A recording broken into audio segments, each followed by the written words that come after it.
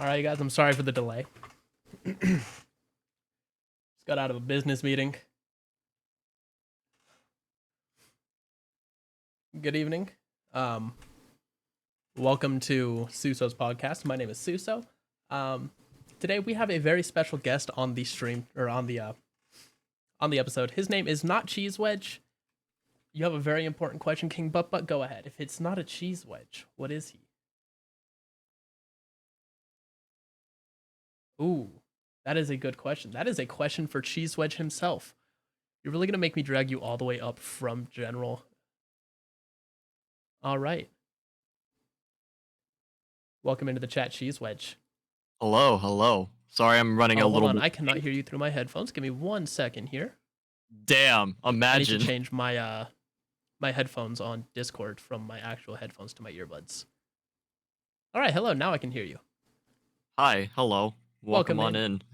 Welcome in. Thank you for being the first member of Suso's podcast. I am very, very glad you're here.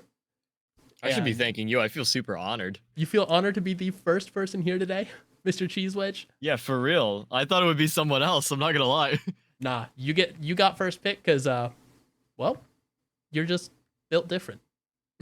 Built different. I'm built out of cheese. Damn right, you're built different. I have to interview my favorite snack, dude. God damn it. I shit you not, dude. Cheese is one of my favorite snacks. Furphy says you're just that guy. I guess I am. Mm. Wait, Suso, I have to ask you before we get into things. Favorite cheese right now, Ooh. other than me, like actual, like legitimately speaking, what is your favorite kind of cheese? My legitimate favorite type of cheese is either Colby Jack or fresh mozzarella. Colby Jack. Yes. That's a TikTok audio. Yeah, it's a good one. Colby Jack is a very good Fresh mozz cheese. is also really good. It's not my personal favorite. I just feel like mozzarella lacks a lot of flavor and it's more of like a cohesive like tool in cooking. It really is. But that's not to say that mozzarella is bad. Like I especially if you get like a fresh mozzarella, it's chef's kiss. Chef's kiss. But my personal take is that I prefer more of like a sharp cheddar or like a Munster. Provolone's also my go-to. Like if I don't know what to put on something, usually provolone. I've got some Munster in my fridge right now. Based. All right, so I am gonna share my screen to you. It is going to be the same slideshow that is showing up on stream for the chat, just so that we can both kind of just stay on topic of what's going on. Well, it's not really. It's so everybody in chat. The slideshow that's showing up right here in the middle. It's mainly just a guide for you guys to see kind of what we're going on about, but it's not gonna be, like straight up following that like to a T. We are gonna bounce around across conversations a bit. Just depends on where like things lead. Exactly. But yeah. Oh, sausage nips. I'm sorry you can't have cheese. You should just try tolerating lactose. I mean that's more for Suso. I don't know. I don't see what the problem is. Yeah, I don't see a problem with it either. But anyways, a little bit about the podcast. It is a podcast about the chat and all of you, the viewers. So go ahead and just introduce yourself a little bit to us, Cheese. Oh boy, where do I start? So, my name first off, if you haven't read my about section on Twitch, my name's Jared actually. I go by notCheesewedge on pretty much most of the internet nowadays. It used to be like just Cheesewedge, but I have since like kind of changed it around, especially with starting streaming. I've been streaming for a little less than 3 years now. It'll be 3 years in November. Wow, 3 years. Been That is crazy. gaming for probably much longer. I haven't really figured out how to like timestamp it and all. Um, and yeah, I mostly play a lot of like FPS games, particularly Call of Duty. Borderlands was my big thing. Um, and we'll get into all of that later. I'm currently working through the final streams of my playthrough of Doki Doki Literature Club, running Remnant 2. I have variety FPS nights on my stream, and we kind of rotate between a whole bunch of different games, trying to expand out as much as possible and just overall have a really good time.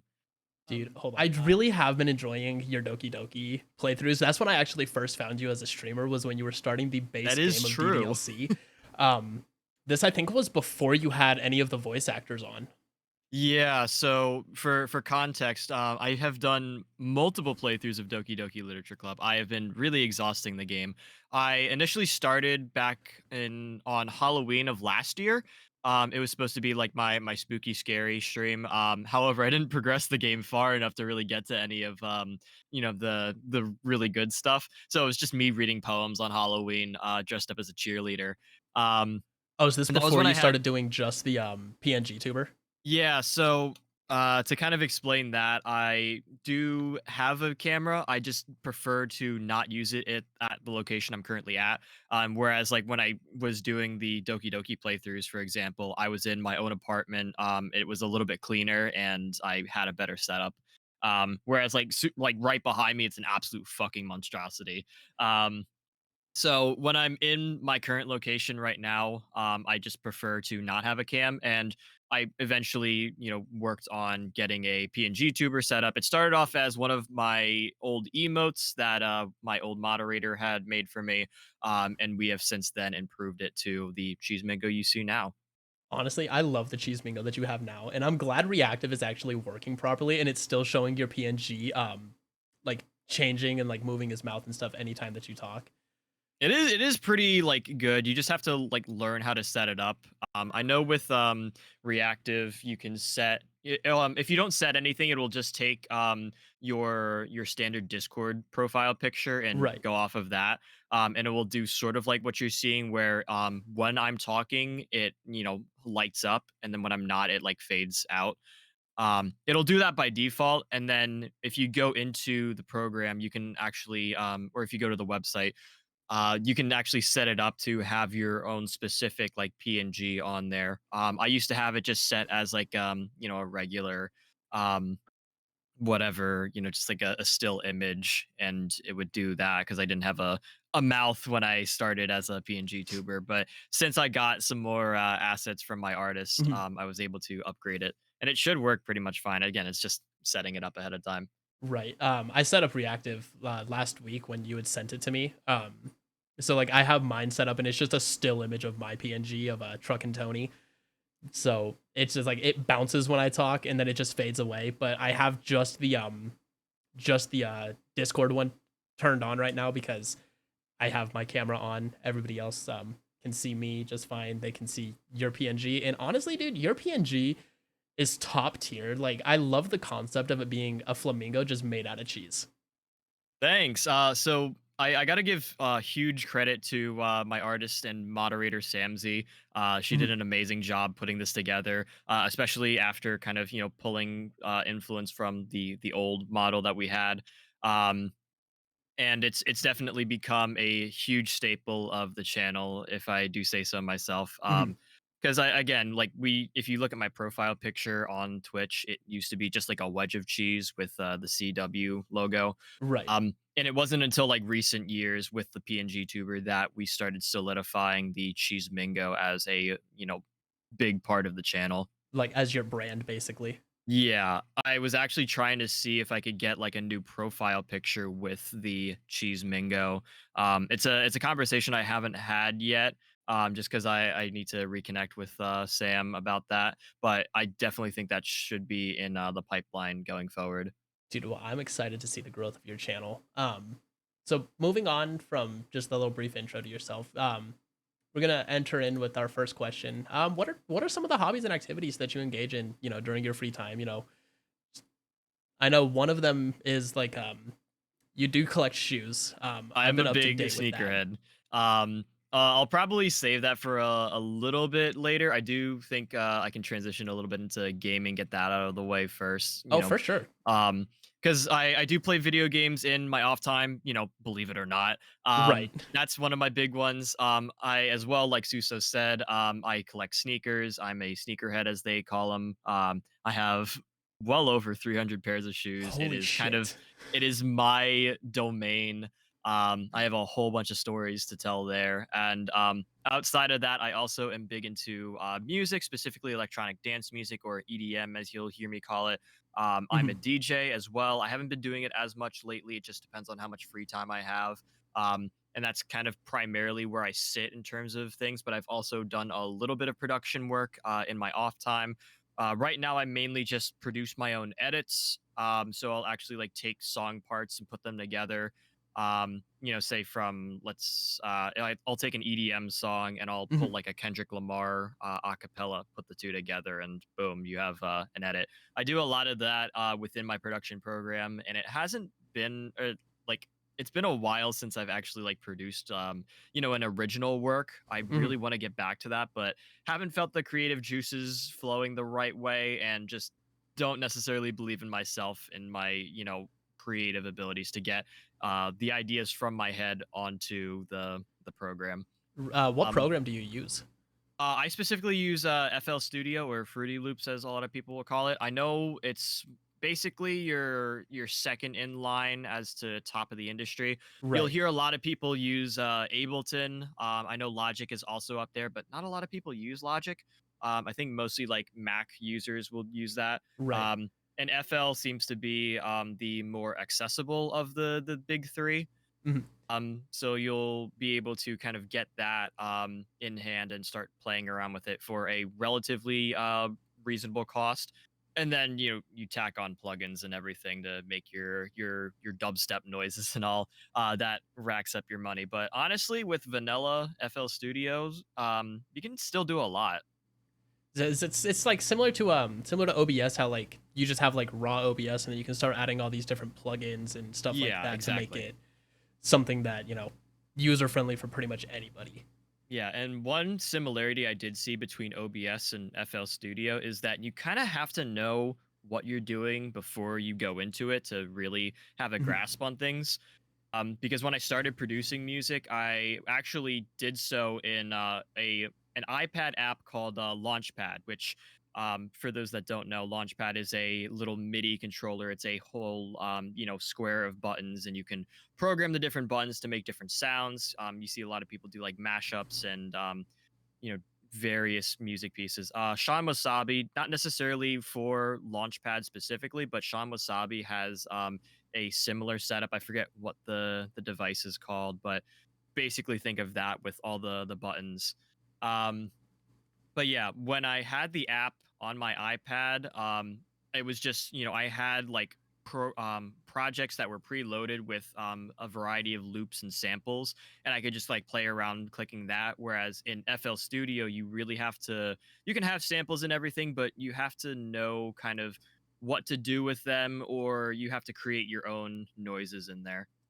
Oh, very. So like, what got you like super like into wanting to make like the EDM music and stuff like that? And just Um, So it kind of started back in middle school for me. So like when I was like 12 or 13, mhm. I was big into sort of the dance style of music. So we had a school dance, particularly after school. It wasn't like the typical like school dance that everyone dreads. It was like an after school thing that ran into the night, and we had like a rave like dance room where they had like a DJ and everything, and I would dance in the circle because I had some moves back then. I don't know how good they are now. Um, so I that bet kind they're of still got me great. into like dance music specifically. So you think about like David Guetta, Calvin Harris, your typical mainline EDM like artists for the early 2010s. Right. And that kind of branched me out into artists like Dead Mouse, Skrillex, and then learning into Monster Cat. And when you listen to this kind of music, you think like, oh, I want to create that. And then you start to learn about like being a DJ and being a producer, and you Mhm. go through this whole, this snowball effect of, hey, this is, how things are made, or this is how you create these different sounds, or hey, this is how these artists actually perform their music, contrary to what people think with music and being like in bands and doing live performances.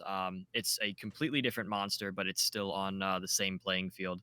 Right. Have you seen Dead Mouse's like his whole setup and stuff like that? I have, at least like from videos. I haven't been able to see Dead Mouse live in concert.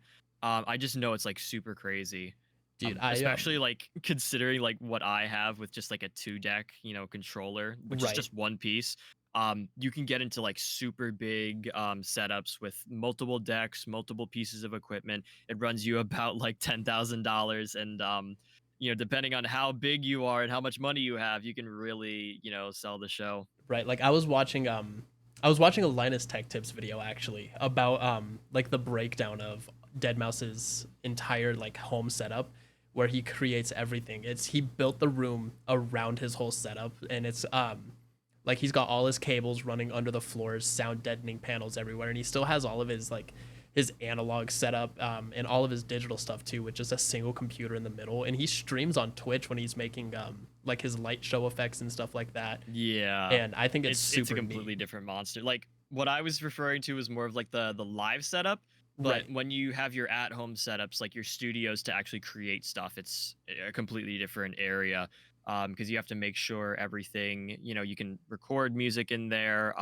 You can listen to everything properly. You want to insulate the noise, preferably to not disturb your neighbors or anything. Right. It's a lot to take into account. That is so interesting. And I know you did send me before stream. You did send me a couple of the playlists of just some things that like you've been like super into recently. So what are some of the like some types of like big like names in music that you like to listen to? Like for the EDM genre, or just anything like that, or stuff that gets stuck in your head mainly. Yeah, so I know I shared with you like a couple of times actually. I have a playlist specifically titled 10-hour loop, Mhm. whatever I had renamed it to. And that's just a bunch of different songs across genres that get stuck in my head, whether it's from TikTok, EDM, um, all over the place. It's Right. just like music that like sounds good, it's catchy, and I end up singing it to myself all the time. But my main like genres, I'm trying to where I put the notes somewhere. I'm mostly into what I call or what is known as trap, EDM trap, which is very different from the trap known by the rap community. Right. They're very similar, but think about it like you take the background music of a rap song, you add some more phrasing into it, actually give it its own kind of purpose without the lyrics, and that's basically trap. A lot of bass music gets thrown into there as well, and I've been super big into the wave scene, Mhm. which kind of breaks down into a whole bunch of different things. I specifically like hard wave and the similarities it has to trap music, but I also really like synthwave and how more calming and um, how do I explain it? It kind of takes me to like a different world, almost. It's kind of like that one of the Blade Runner song where like Yeah, it's just so like you can just listen to it and just get entranced and exactly. like lose all sense of time and just get like fully enveloped in the feelings the song is giving you. But yeah, sort of to go back to that 10-hour loop playlist, there's a whole bunch of different genres I listen to. Started off big into like the house electro scene, which I'm kind of getting back into Mhm. nowadays, with artists like Knock 2. Love his stuff. Can't act like I might actually go see him later this year. Um, but also was big into dubstep, especially with Skrillex.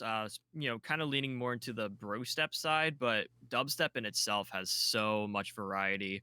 Um, Despite how much I say, dubstep is kind of, very similar within itself. But that I mentioned trap, drum and bass is a big one that I really like. It's super simplistic and it kind of moves at that tempo that my brain thinks at. Mhm. Um, and then I like to chill out every now and then. I play a lot of lo-fi stuff every now and then, especially like late at night, or I just go Right. like chill out. There's also future bass in there that's a little bit more on the lighter side, or just liquid D&B, which takes your simplicity of drum and bass and then kind of makes it a little bit more ambient and atmospheric.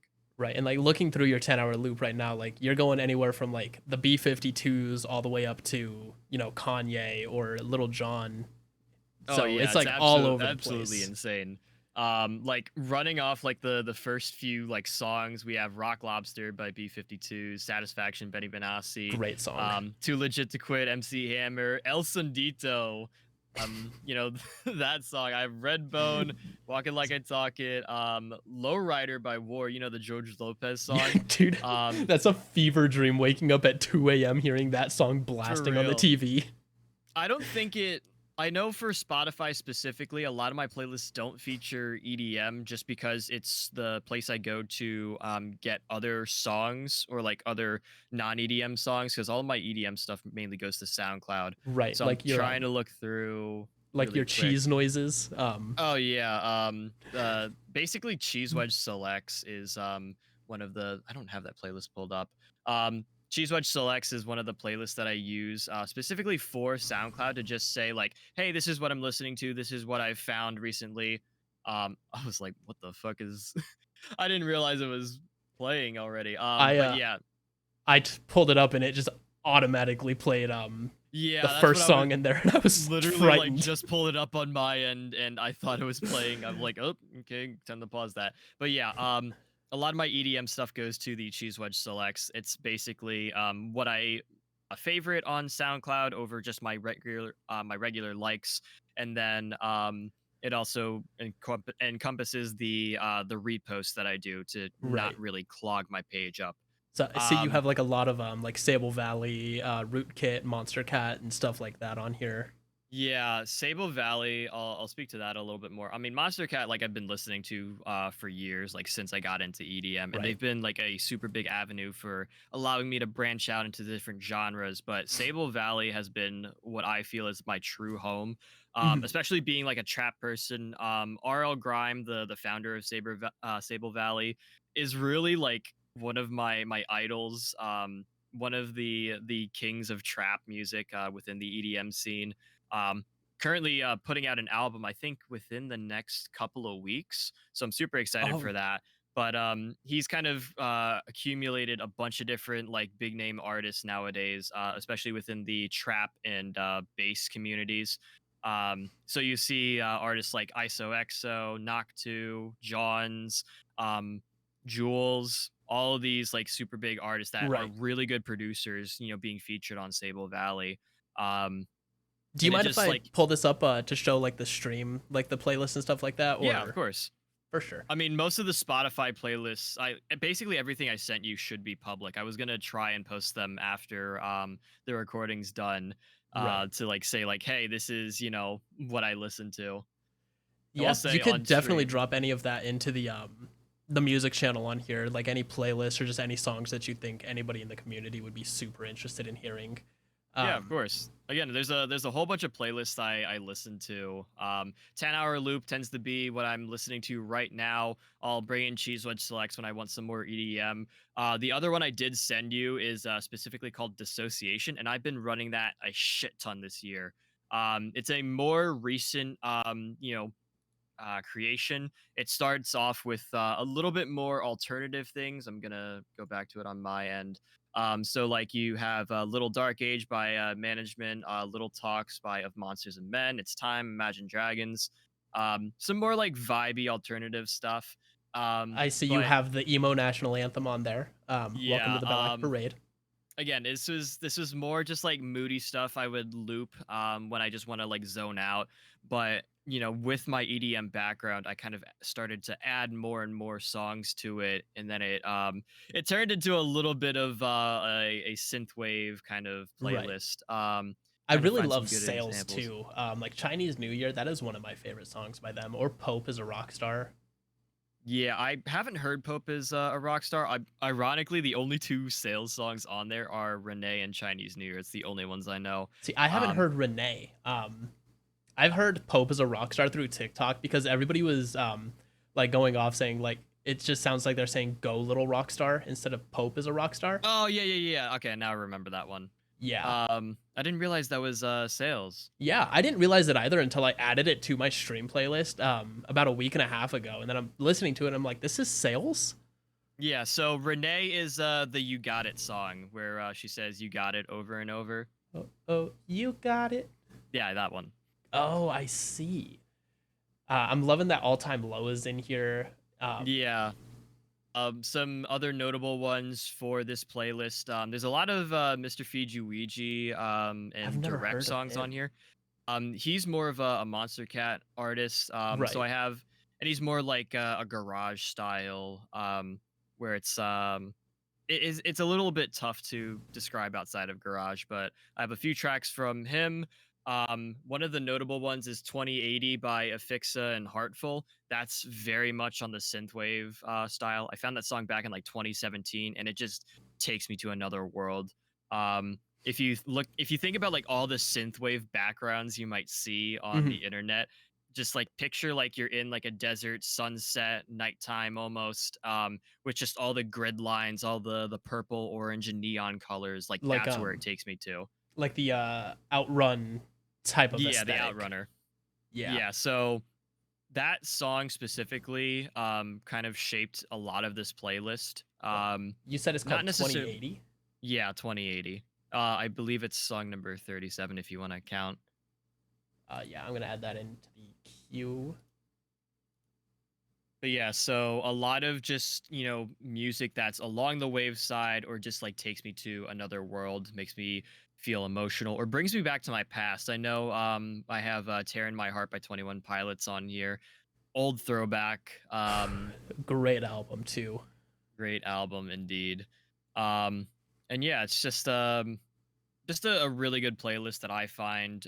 It's a good, kind of not really moody, but just like a good vibes playlist to run, and I run it on stream a lot, or just listen to it in general. Maybe Dude, that says a little bit about like my mood constantly, but that's mainly what I've been feeling, and it's the playlist that I've been running a shit ton. right. I love how the name on Spotify too is just faux cheese.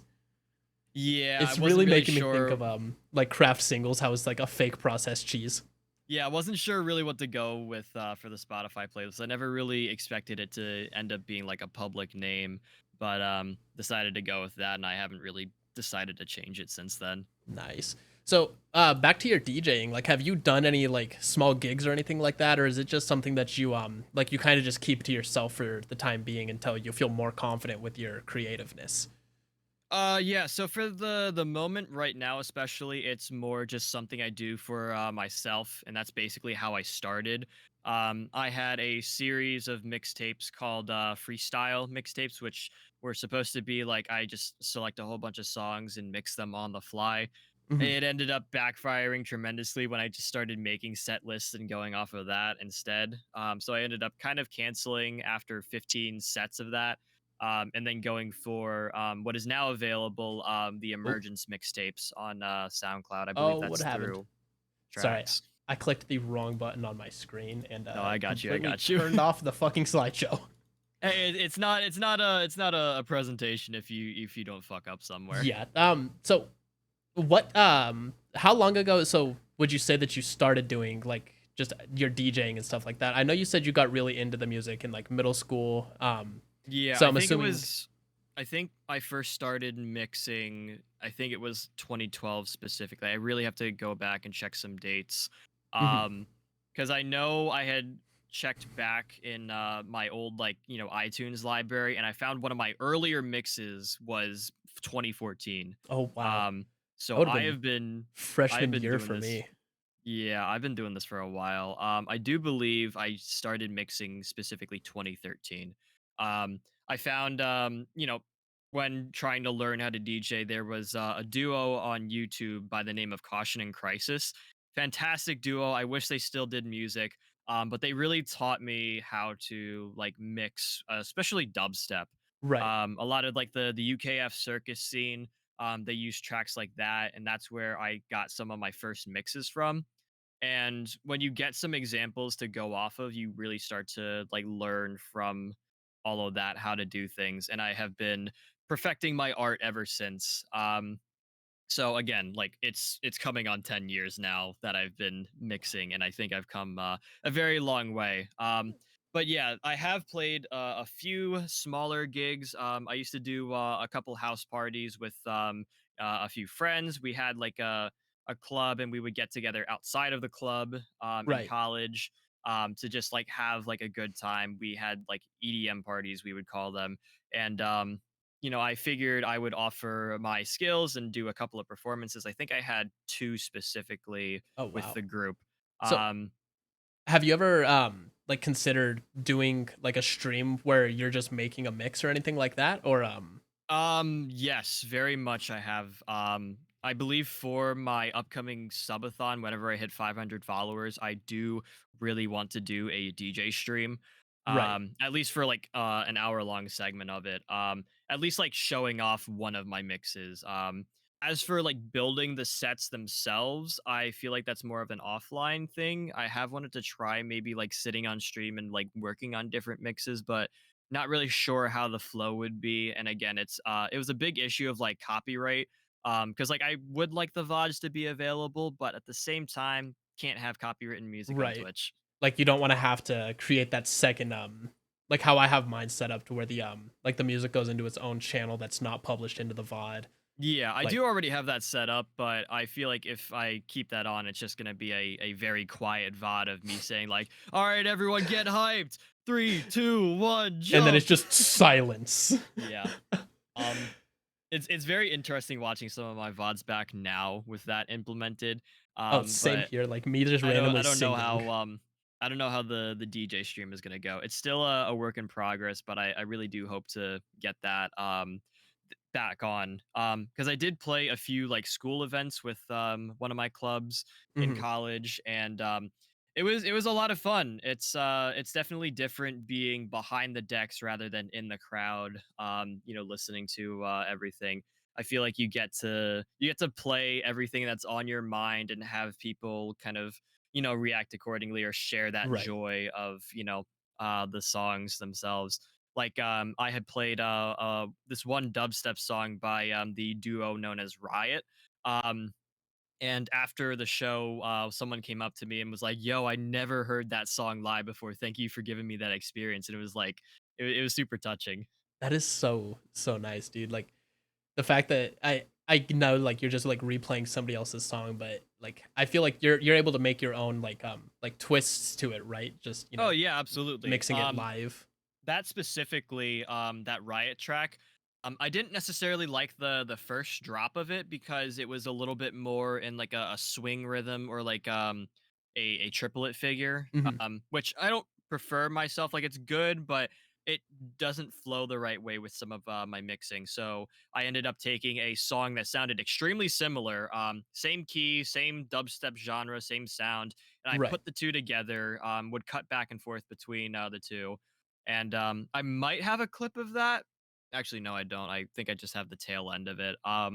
Mhm. But I did, you know, mix it live for that event. And that's usually what I try to do with, you know, being a DJ. I try to do unique mixes as much as possible. Like I was saying before, like I'll take like a dubstep song and put it with Kendrick Lamar, and that will be, you know, like a live mix. Try to do something like that rather than just Mhm. playing other people's music.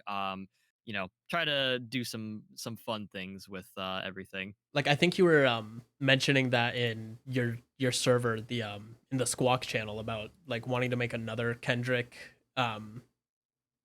like another edit with that or something like that. I can't remember. Yeah, I had a few mixes. I know you had pointed out that in the 10-hour loop playlist, Yeah, the super there's freaky girl and yeah, super freak.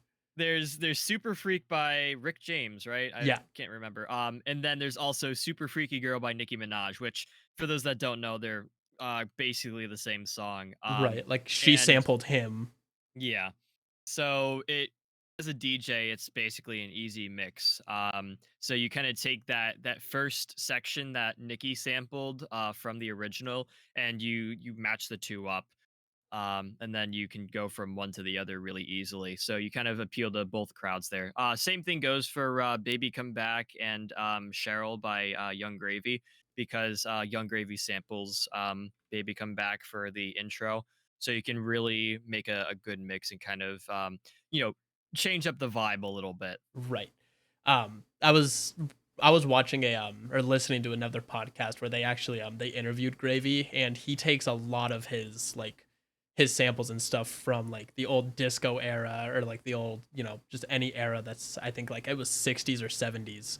Yeah. And it's like completely different from what he grew up listening to, but he's like I just, I love the music, I love the simplicity of it and stuff like that. So it's really nice to see how you can like blend all these different genres of music together into like a whole new genre essentially.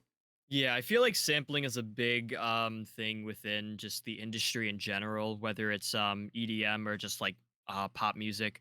Right. Um trying to I know like a lot of songs have done that. Dua Lipa's done it. Trying to remember some others. Logic put out a Another whole album where he did nothing but sample all these old yeah. artists. So you'll get that all over the place. And one other artist that I remember doing a lot of sampling, specifically of like older music, is Knock 2. Um, Knock 2 is basically known for a lot of like bass house stuff. Right. So very high energy, very like rhythmic movements. But he often samples a lot of early 2000s hits. Like I think his one track, "Jump In," features it's one of the Ciara songs. It's the booty shaken from the left to the right. I forget the name of that. So It is his was music? Oh yeah, it's Knock to like Knock. I was yeah, spelling it just KNO NOC. yeah, KNOCK and then the number 2. Yeah, I was trying to pull Fantastic him up on artist. a Spotify. Yeah, but I know he's sampled a lot from like the early 2000s. And I feel like, a lot of other people have done that. Like Dylan Francis, for example, did Mhm. a whole like remix of Goodies by Ciara. And it's a little bit more on the housey side. Very good remix. Do I think it beats the original? Maybe. Here and We're there. not gonna Depends judge on the you. vibe I'm going. Depends on the vibe I'm going in. I Now, did see that live and that's fantastic. question for you: do you think you would ever sample Nickelback or anybody like that? Maybe. I have tried my hand at sampling things. Usually when I try to take samples, it's what is it? Like one-liners almost. Right. So like for the example of Knock 2, just like a couple lines, or like he used the pre-drop like everybody's jumping and use that as like the pre-drop and then everything else make it original. Um and it is kind of hard to pull samples from a song. Like sometimes you want to grab a certain part of the song. For example, like Flow Rida with Going Down for Real. That like saxophone line is actually the saxophone from the end of Lowrider by War, and it's just that like you know 5 second Interesting. clip or whatever, and it's sampled over and over again. So you could go like whichever route, but it depends on like what speaks to my music creativity. That's awesome. I dude, you could go on for hours with music. It I seems. really could. I feel like you might have made a mistake giving me the option of, oh, what hobbies are you into? It's definitely not a mistake. I this is all like new stuff that I would love to hear more about. Because it's something that you are genuinely passionate about. I mean, you've been doing it for going on 10 years now. You said Yeah, so. basically. It's super cool to see like your progress through it and how you can make those um like those connections and how you can just like break things down and just be able to talk about it like on the fly. And just like relate to like all these other artists and like have like such a passion for how they've done it and draw like an inspiration from them almost. Yeah, I will say it does help to be somewhat classically trained. Because I think I mentioned in the last stream that Yeah, fuck I Vivaldi did. because you played cello for 9 years. Yeah, I have a raging passion against Vivaldi. I just did not enjoy playing. I don't really enjoy like a lot of classical music in general, just because I had to play it in school and it's not Right. really my vibe. Like I have a lot of respect for it, but not what I'm into. If the EDM didn't really give it away. That's like But for the longest time like I really enjoyed classical music and then doing choir and having to learn like a bunch of different like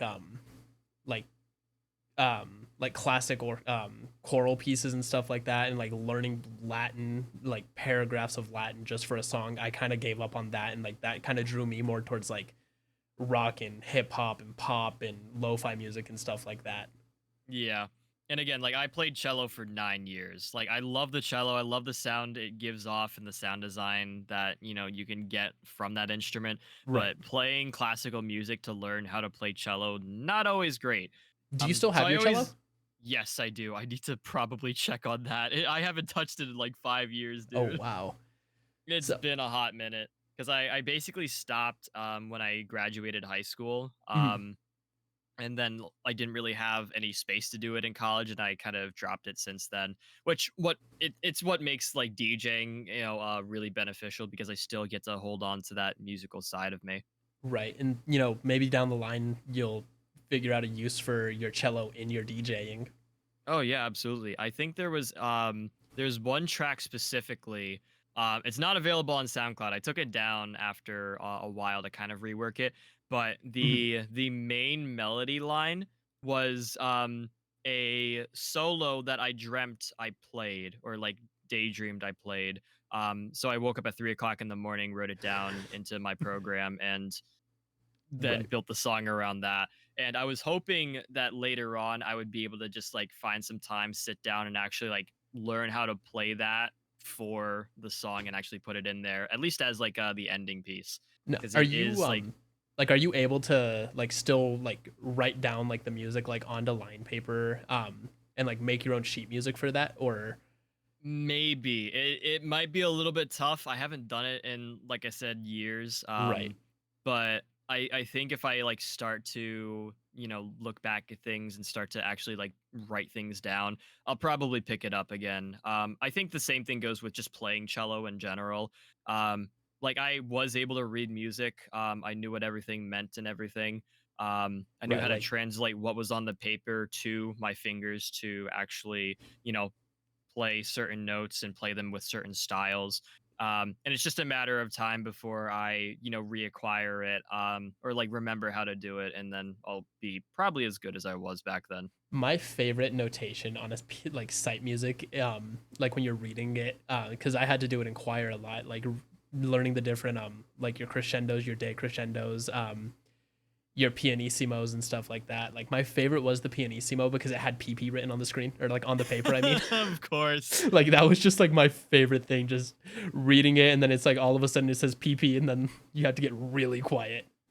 Yeah, I think what beats even that, like there's some funny music notation if you look up like music memes, but I think the best ones were the notations that you would put in specifically. Like as a musician, it was always encouraged that when I do, practice and everything, if there are notes that I need to make within the music, like to make sure to at least do it in pencil so that way I can erase it if I need to give the music sheets back. Um, but I would always put the craziest notations, all over the sheets of paper. So for like one part, or for one song that we played, it was a little bit more on the Arabic sounding. So it skipped a couple of notes. It had I think a 1/2 step in the scale rather than a full step. Right. So it made it sound more along those lines, and it made me think of sort of like I've had a few of them. Like written like tango in songs that aren't actually tangos. I've had other songs where it reminds me of something that the duo Infected Mushrooms would have created. So I just wrote like I drew like a mushroom or something in my music. Or another one that I've done is that when I was playing my music, I needed to pick up my elbow a little bit with my bow arm so I could actually like get over to the right string and just kind of have a little bit more mobility within Right. my playing. So I drew like a chicken, flapping its wings, and that was kind that of is my signal to like get your elbow up. that is beautiful. I love how like every like different musician has like their different ways of like remembering how they have to do something. Yeah, I think it's less about musicians and more about just people in general. Yeah, that Because is like I had I my stand partner at the time of like the chicken one right. or the mushroom thing was like, "Why are you drawing a mushroom in your music? Like, just don't worry about it. It makes sense to me. And the stand It'll person help me is play like Bing." they stand there and they turn your music for you, Oh right? no, I meant just my stand partner, so the Oh, person so you guys sitting would next to me. share the stand while you're performing. Yeah, which Got was you. also very ironic because I ended up dating her later on. You know what? Not anymore, The but crazy is doodles, they bring people yeah. together. Well,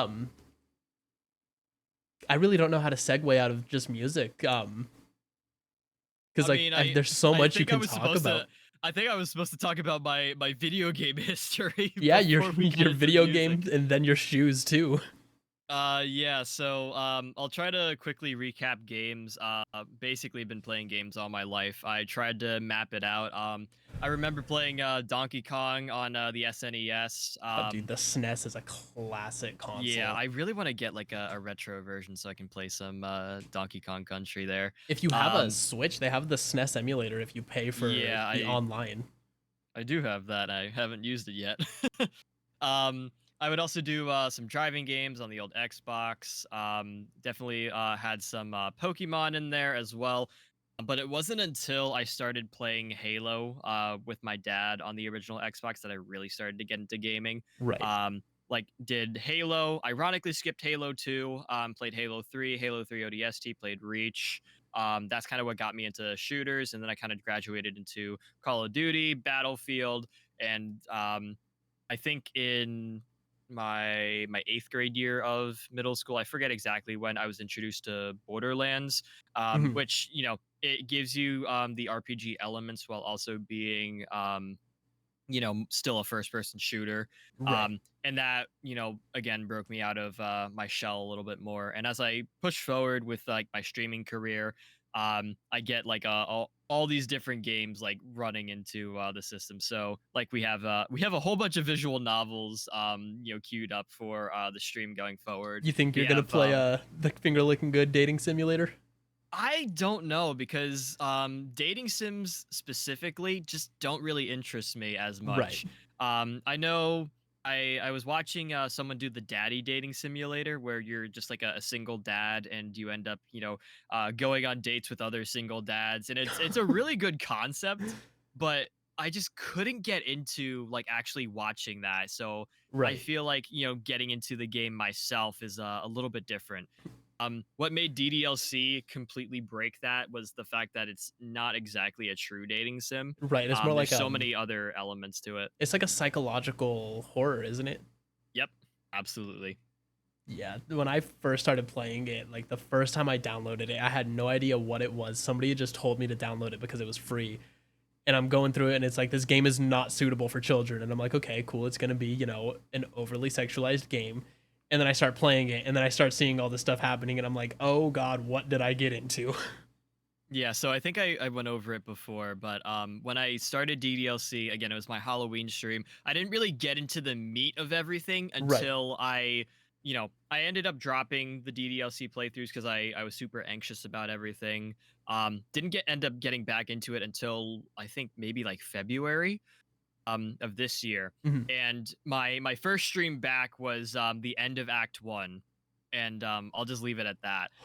So so that was really interesting, but like before that, I knew Doki Doki wasn't what it seemed like on the surface, and I knew something was going to happen, Mhm. but I didn't know when, and I didn't know what it was going to do.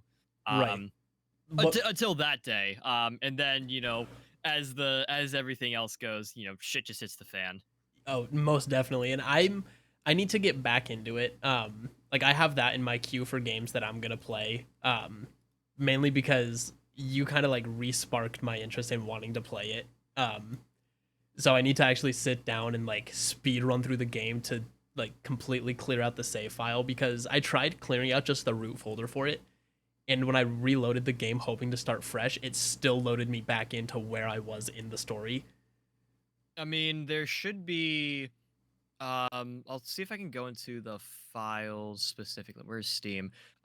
If you're just playing the base game and not DDLC Plus, there is a thing you can delete to like actually like reset your game no matter what Right. progress you're in. Um, Let me see. Browse local files. So within the base tech or like the base game, within the files there is trying to find it. Yeah, so within the game folder, I think it's your file called first run. You just need to delete that, and then it should reset. And I think when you complete the game, it says like, "Hey, if you want to start the game over again, you need to delete this file in order to run it again."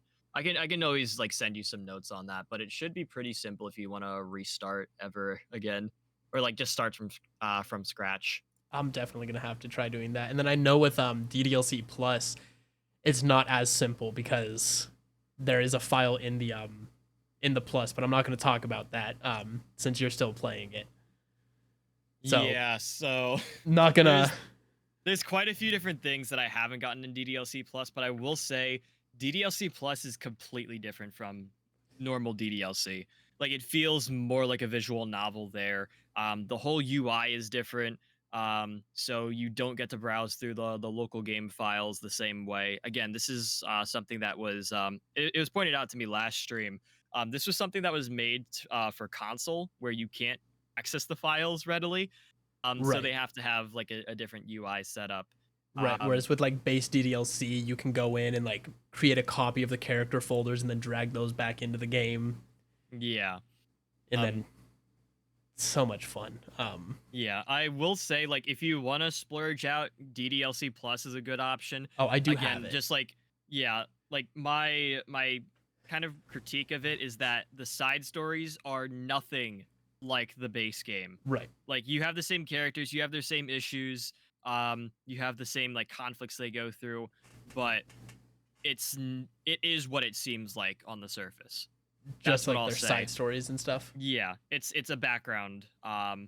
There are some other elements within DDLC Plus that haven't quite decoded yet, and I'm excited to see where that leads me. But at the same time, playing the side stories compared to DDLC Plus, or compared to the base game, my bad, Mhm. just two completely different monsters. Now, out of all of the four girls, who is the best girl in your opinion?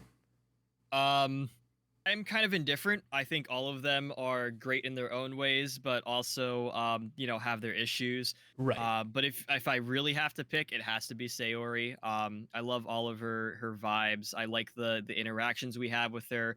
How there's like that little bit of teasing that you can do, but also you're really wholesome between each other. Right.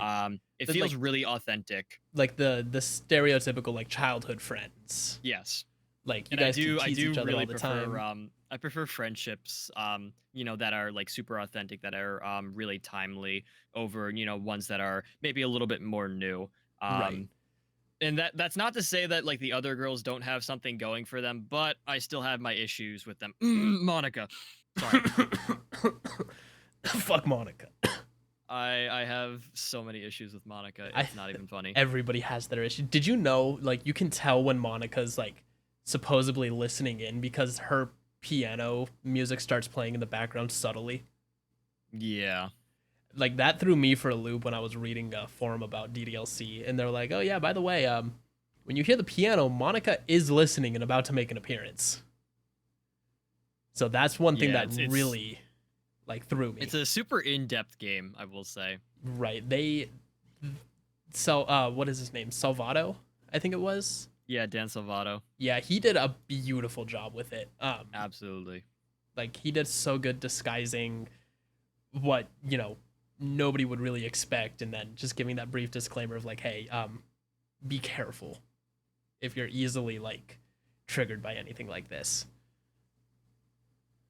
But overall, man, kind of just let's I know you did tell me you don't really have a favorite quote or motto that resonates with you. So if you want, we can definitely skip that question. I mean, it's not that I don't have one that like necessarily resonates me.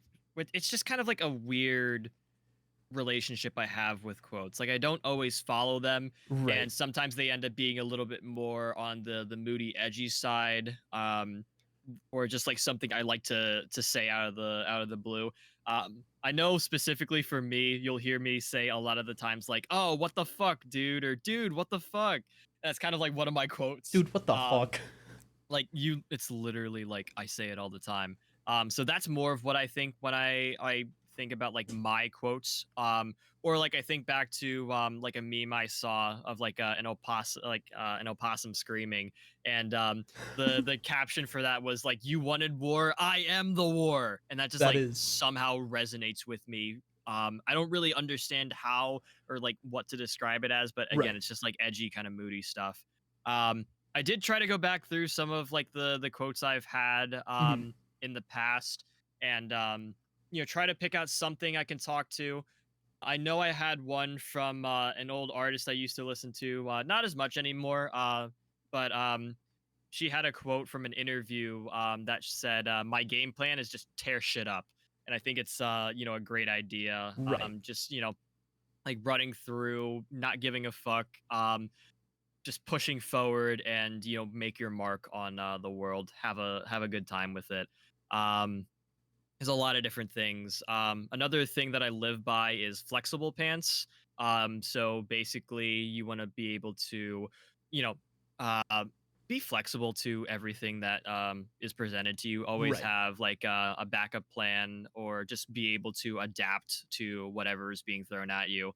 Um, and on a similar note, but in a very different way of saying it, I remember looking back on the internet series Red versus Blue from Rooster Teeth, which was based in Halo. It's Um, beautiful. They uploaded it to the Netflix. Oh man, I might have to watch it again. But the group of them, they would always talk about never having a plan. Um, and it just somehow works out in the end. And that's kind of how I go about my life a little bit. Um, Right. You like kind I of just do roll with the punches almost. Yeah, I do like having a plan. I think it's very important to have that, at your disposal, so you kind of know what to do. But at the same time, like, so much changes within life and your preset plan, that like, why do you even bother following this like rigid structure anymore? Just like go in, Right. play with the cards you have, and stop trying to form fit to a formula or whatever. Right. Um, You're trying that's to been like just another big go one. with the flow, stick to your plan loosely, but like allow for like outside what's the word I'm looking for? Like outside like influence basically. Yeah. Another way to think of it is this, especially from like an engineering mind. I specifically work with a lot of like packages, and making sure like your products fit into the box properly, nothing gets damaged, and Mhm. everything gets shipped properly. If you don't include enough headspace within your package, or enough like space between like the edge of the box and the product inside, it's either not going to fit right, and you're going to end up damaging the box and ruining the integrity of your package overall. Um, or you're just gonna, have things like not work properly together, or you're gonna give yourself too much headspace, and That'll it's gonna still bounce damage around it. too much.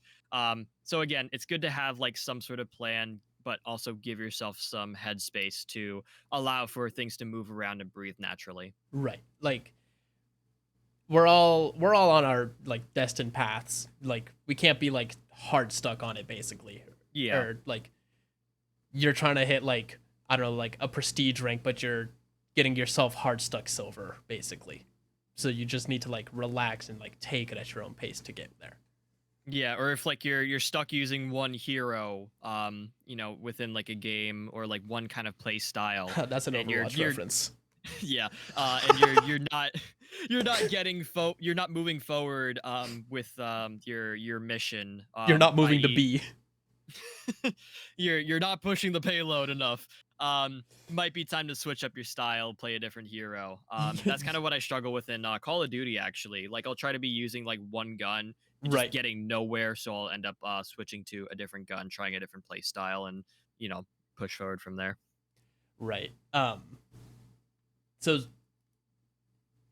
that those are all beautiful, like well said. That's Yeah, we've been definitely we've been talking like super serious right holy now. shit. Yeah, we went from like straight up like just music, having a good time to immediately like just don't be so headstrong. Give yourself some space to breathe.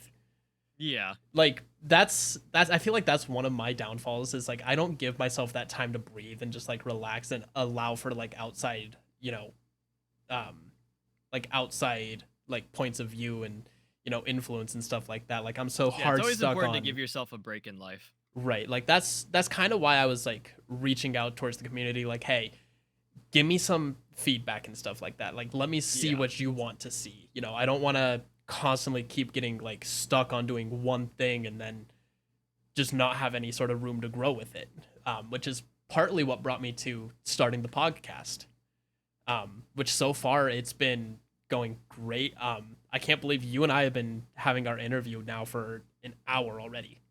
I mean, I personally like believe it because like I can literally talk for hours and hours. Right. Just But give me like the right topic and I'll be fine. the one thing that like I can't believe it's been an hour is like it just feels like we've been just like having a natural conversation for easily like 20 to 30 minutes. Yeah, and honestly, that's what like a podcast should be Right. in my eyes at least. Like it should be like a natural conversation. And I think when I was working on like improv classes in high school because I took an improv class. I had to take like some sort of art. Are you gonna be But one of like those shitty improv guys who's like in the club? You're like, all right, guys, give me a word. no, I not didn't hear a exactly, 'cause, word. like, when when I did those like improv lessons, I was actually like really struggling because it depends on like the people that you're with as to Right. like the things that they give you, but also how you work with them. So the more natural you are with each person, or like the more you can kind of bounce off of each other, I feel like the better things go. So it's kind of like what I was trying to say with like hey, we can bounce around to different Right. questions if you want, because if we stay like hard stuck to the list, we're gonna get less authentic, interactions, and it's gonna feel more of like you asking me questions rather than a conversation Right. between you and me. It's like me giving you an interview for a job. Well, you know Yeah. what, Cheese? You're fucking hired. When can Oh, you please. start? Um, play DDLC and I'll start. I will boot the game up right fucking now and I will play God during damn the it. interview. We just have DDLC on our fucking like monitor in the meeting room. No, wait, I have to appeal for everybody in the chat with who's got severe ADHD. Give me 1 second. Pro's about to pull up Subway Surfers. God damn it. Subway Surfers, Family Guy clips. We're gonna have DDLC on the fucking Oh screen. my gosh. Oh my god. All right, everybody.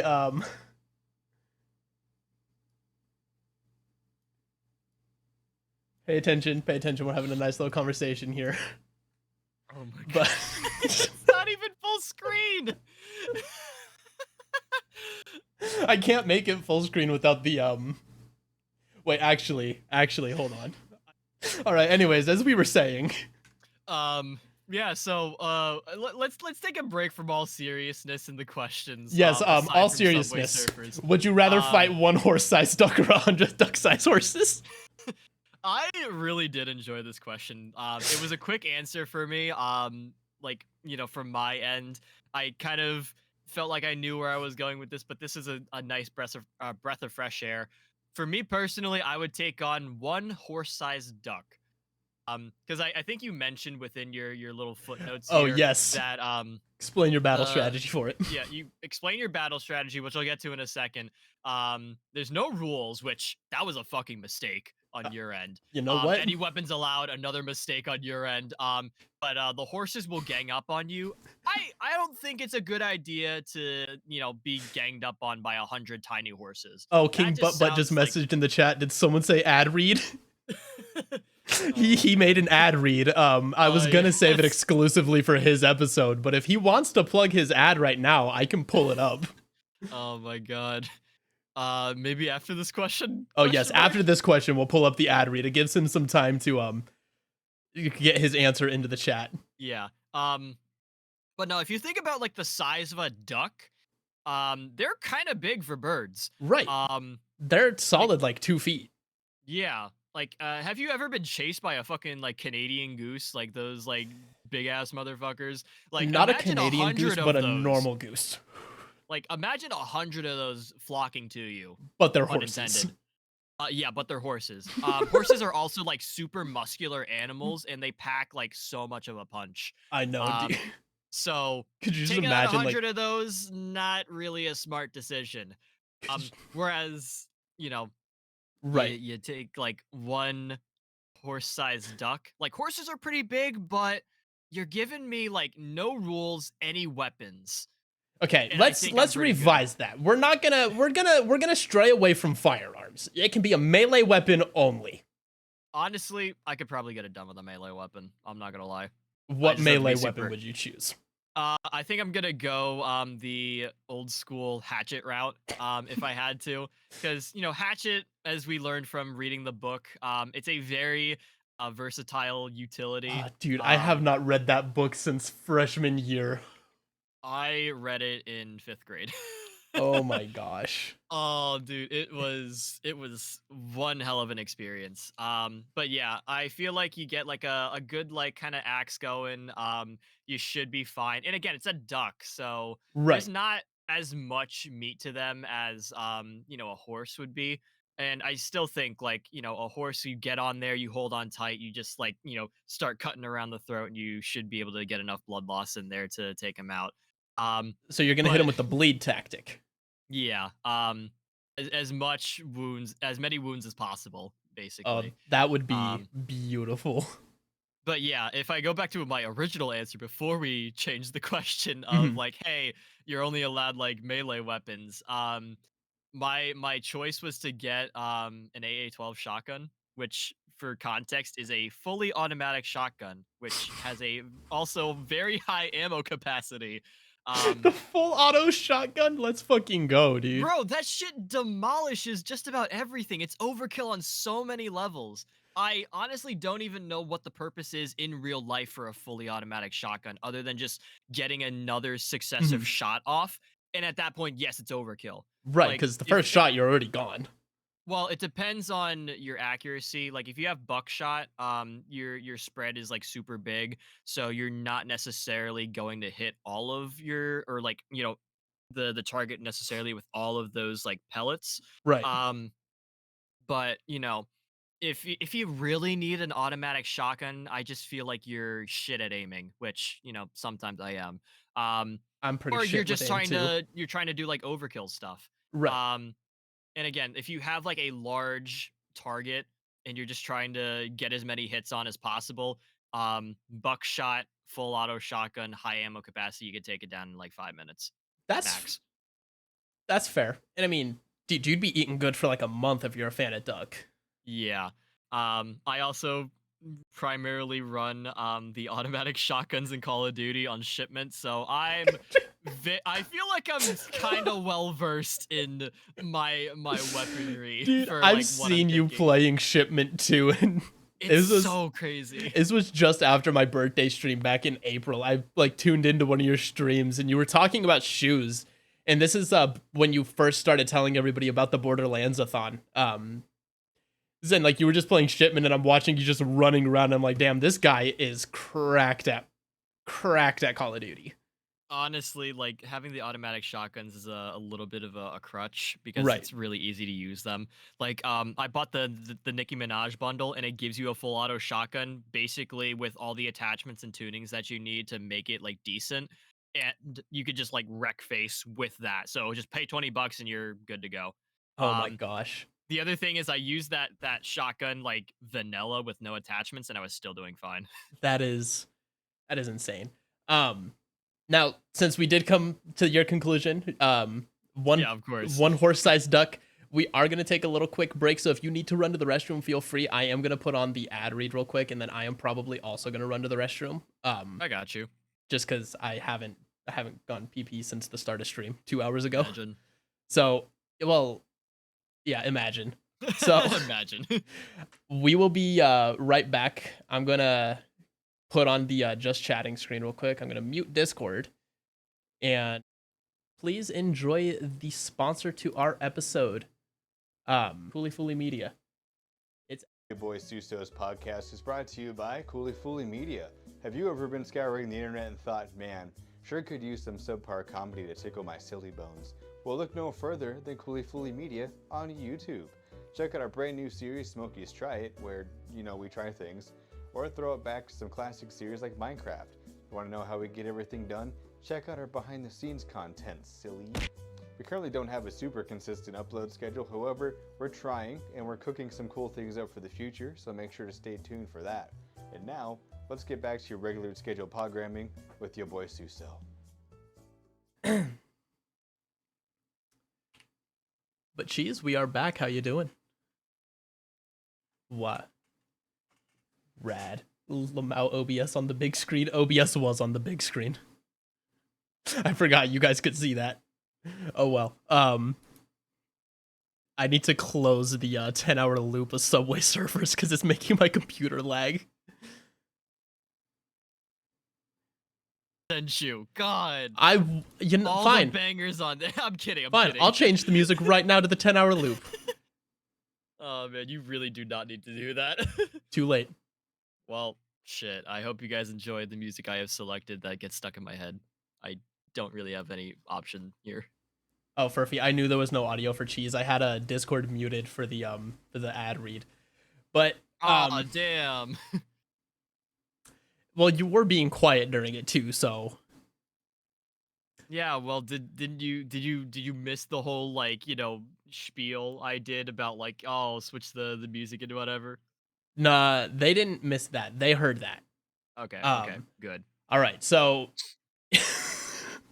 one horse-sized duck, and you're using a fully automatic shotgun with buckshot. Yeah, except we had to change that to just a hatchet. That's fair. I can make it work. You can make it work with just a hatchet? Yeah, absolutely. I will go buy you a hatchet right now, and I will figure out how to make a genetically modified horse duck for you. Oh my All God. right. So back to a more serious note. If you had the ability or budget to make a show or shows, what would they be? Who would you cast? What would the title or titles be? And what would the basis of the show or shows be? All right, full disclosure, I talked to Suso about this beforehand, and I audited the question. He wanted me to make a show based off of my life, and personally, I don't think there's enough going on in my life to make a TV show. But I have had some sort of idea in the pipeline for just a show in general. So there were two specifically that I kind of had going. The first one is called The Moose Parables, which is more based on some of the characters I've created for my music.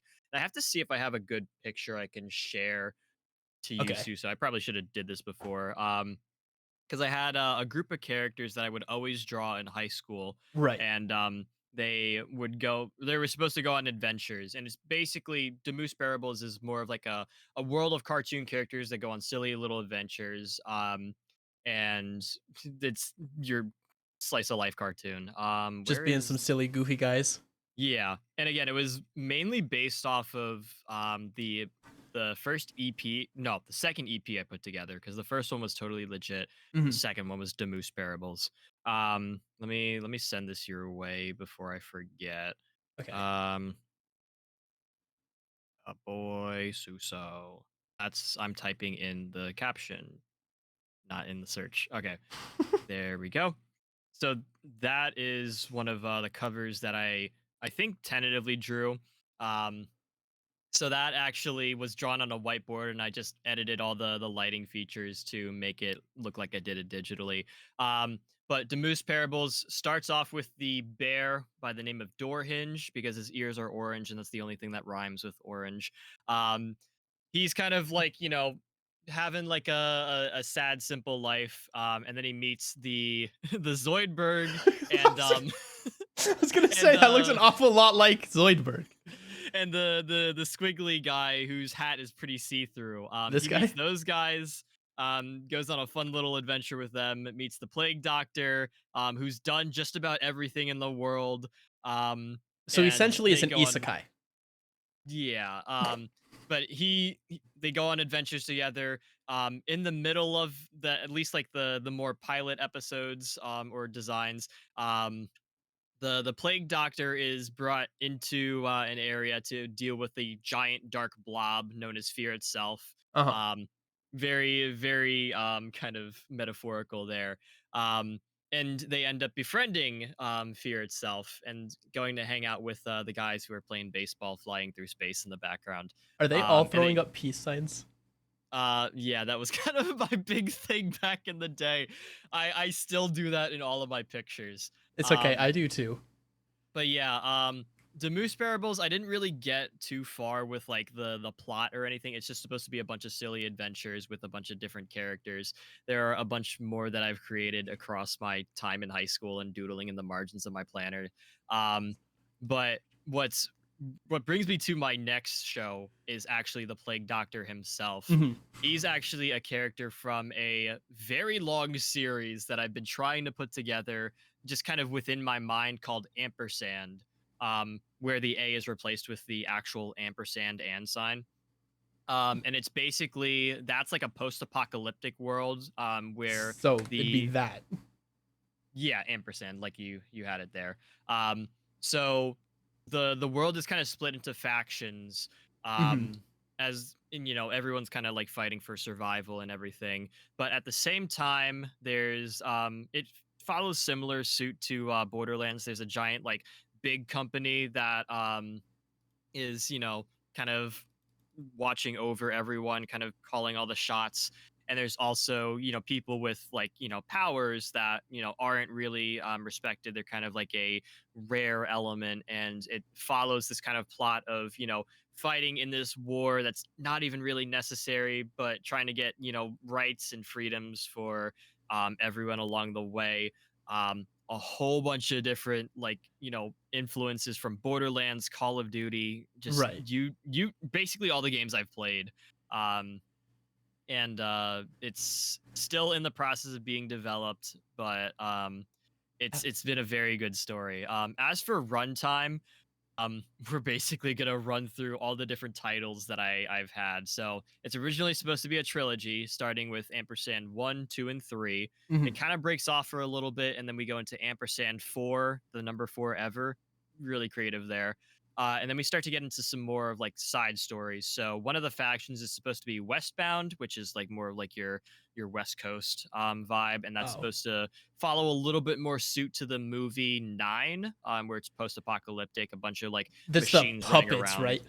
Yeah, the puppets. I think they were voodoo dolls I actually. have not seen that movie in like Honestly, such a good movie. years.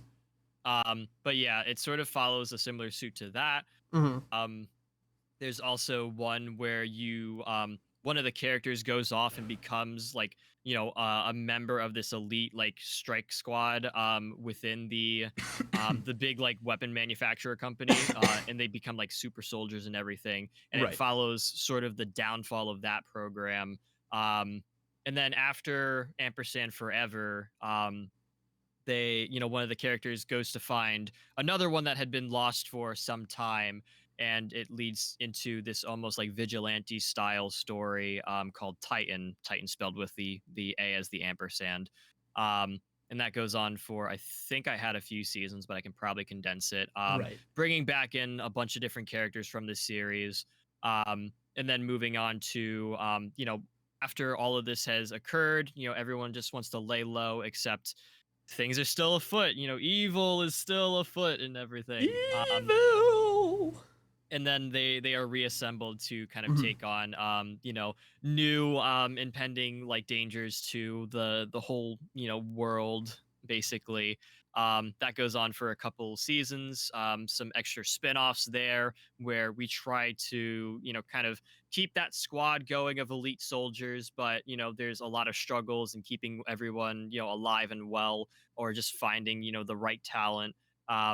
A lot of different influences from a variety of different media, Call of Duty being one of them for this Right. one, but also it takes influence from the Wizard of Oz, ironically, and kind of making it sort of like a horror film, where just kind of everything is distorted. You're running around and it's super scary, but you eventually like get out and like, hey, now we're in like a new world. But eventually we get a newer squad, kind of like sort of how like the X-Men worked, Mhm. where like you get new heroes and new like soldiers in to replace the old characters, bring them in, and kind of like have that going along. And then things progress there. The world expands, in terms of the characters, the lore, the world itself. Um, and again, there's obviously a lot of titles and a lot of things that I need to put together, but in general, the plot isn't exactly there if it's not already clear by Right. how loosely I'm talking about it. But it's always Will been something I've wanted to put together. will there be a beach episode? Um, I didn't actually think about that. I did want to try and for this series like do like special like almost holiday episodes. Right. So kind of like almost breaking fourth walls where like enemies and friendlies come together for like say like a holiday feast on Thanksgiving or Christmas. That would be pretty You cool. know, and we could do like a summertime episode where everyone's just chilling on the beach and then something bad happens and they all have to band together to solve some sort of problem. I think that was more along the lines of the Moose Parables Hmm. track. And the other thing is like since the Plague Doctor guy, he exists in both of these shows, that's kind of where the transition goes into. Kind of following some of like my music creation, I wanted to take my little bit more like goofy style of being like Cheese Wedge and having all these like fun, happy drawings and kind of bring it to a more mature state where things are getting a little bit more serious, a little bit more moody, and then eventually the Plague Doctor hops out of the picture to take on his own issues, and that is where you kind of enter the world of Ampersand from the Moose Parables. Um, like time wise or timeline wise, or what is it? Ampersand comes first, Hmm. and then Demoose Parables kind of enters the picture at an adjacent, and then the Plague Doctor exists, going forward. Um, but it's definitely something I've wanted to try and write out. I just really haven't had the time or the necessary plot ideas to go forward with it. Right. And I've heard from King Butt like writing takes forever because King Butt is the one who put together the ad read for Cooley Fully Media, since it's his like his love like his baby basically, and like Yeah. he's constantly like telling me like I have to get scripts done by this time and I have to get this done, and it's so much work that you have to do, but it'll be beautiful. Like I love the name Ampersand with the ampersand being the A. I love that whole concept and adding like that just play on like it's an ampersand, but we're gonna spell it Yeah. out with an ampersand. And actually, it's really funny. I didn't actually mention it, but ampersand, like taking the A, Hmm. it's supposed to be an allusion to America. You have the double AMs there.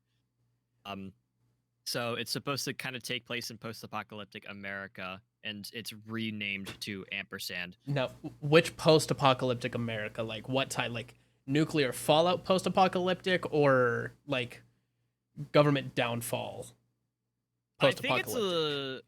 I think it's less government downfall. I mean, we have like the big like weapon manufacturers kind of taking over. The Um, military-industrial complex. yeah, you have that, but you also have some elements of like nuclear fallout, but also zombies, especially early on.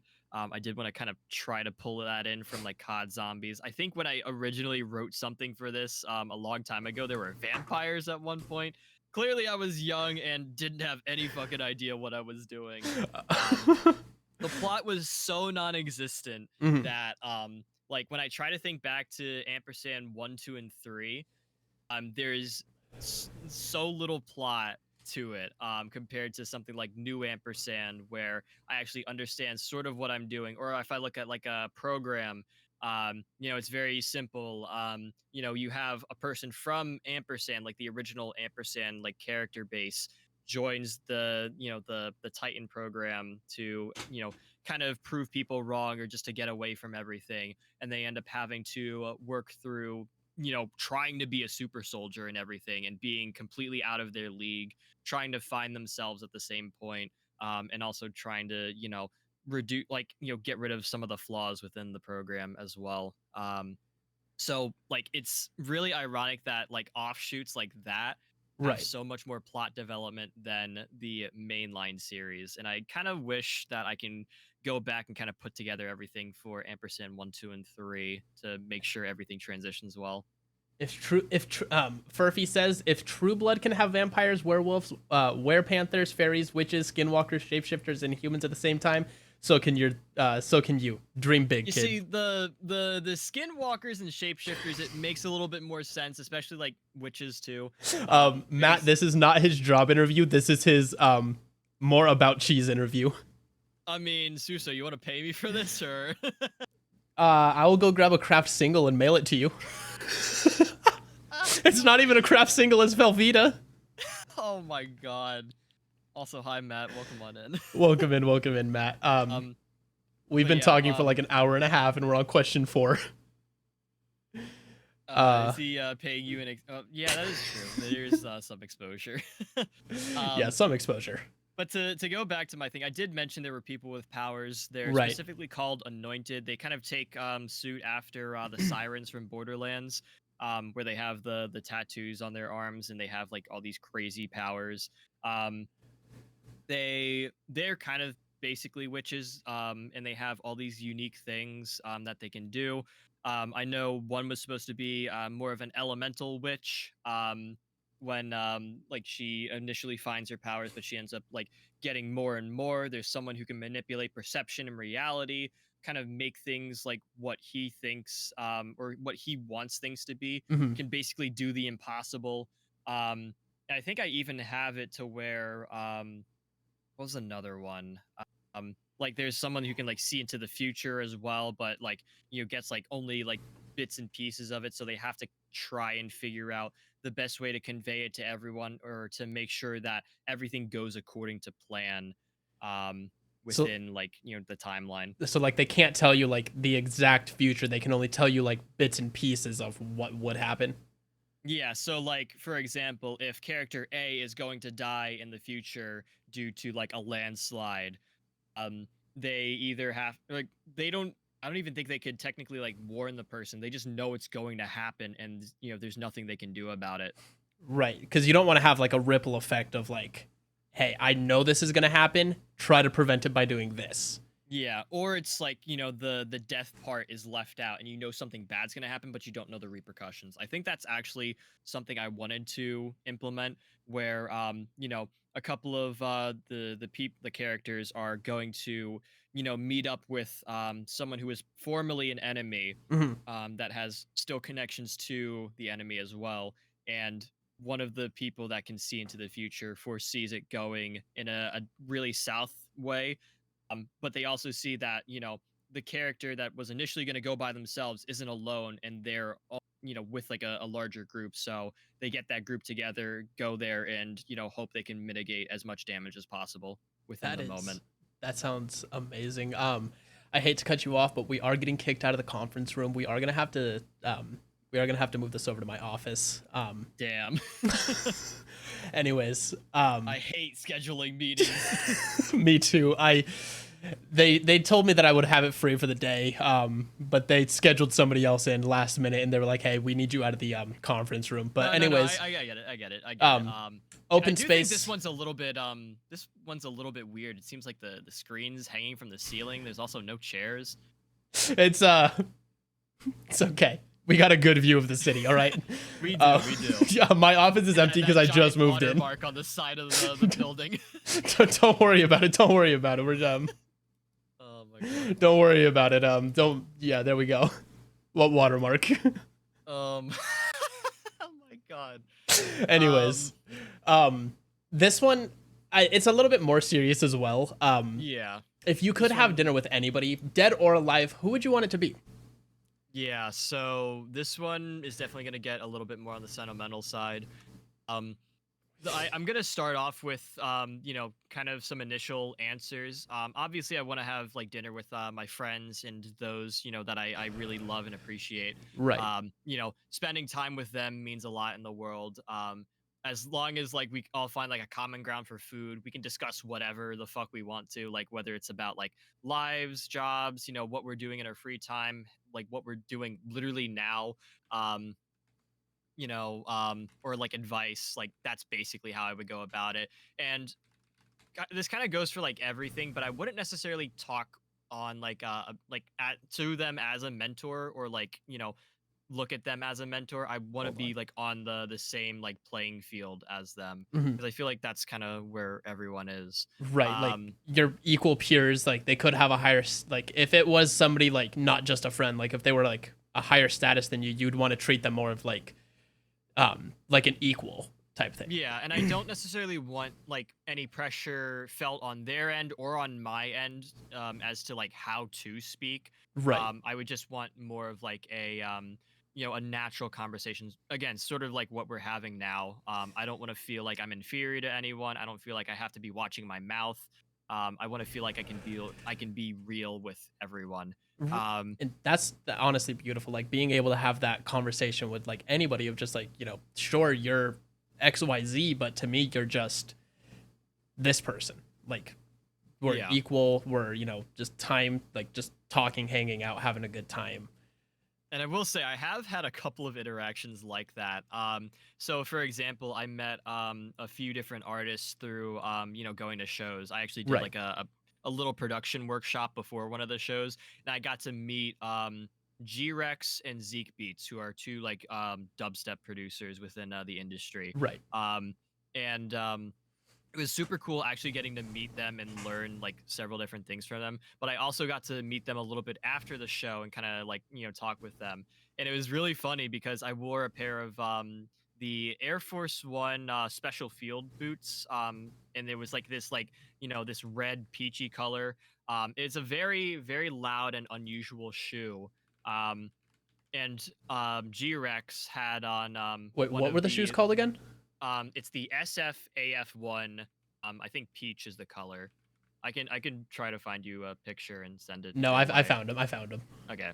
But yeah, it's a very loud shoe. But at the same time, G-Rex had on the all white Gore-Tex Air Force One mid question mark. It's the little more utility looking one with the transparent soles. And I was like, yo, dude, I've been wanting those shoes for like a long ass time. I'm so jealous that you have those. And he's like, nah, dude, your kicks are just as cool as mine. What are you talking about? And it was just such an authentic conversation. I was super super happy to have Right. that, because like I'm looking at G-Rex as like, oh my god, this is like a famous producer. Like I've listened to his music. I didn't think I'd ever meet him like IRL, and here he is like complimenting my shoes. It's almost like a super like starstruck moment almost. Right, because at the end of the day, But they're still just people. yeah, they're absolutely just people, and I would rather. I almost feel bad for like when I actually meet artists. Like I don't want to like super fanboy over them. Right. Just to like make them not feel awkward at the interaction, because again, they're just people. They probably feel weird about like fanboys and everything, or just like super fans, all of that.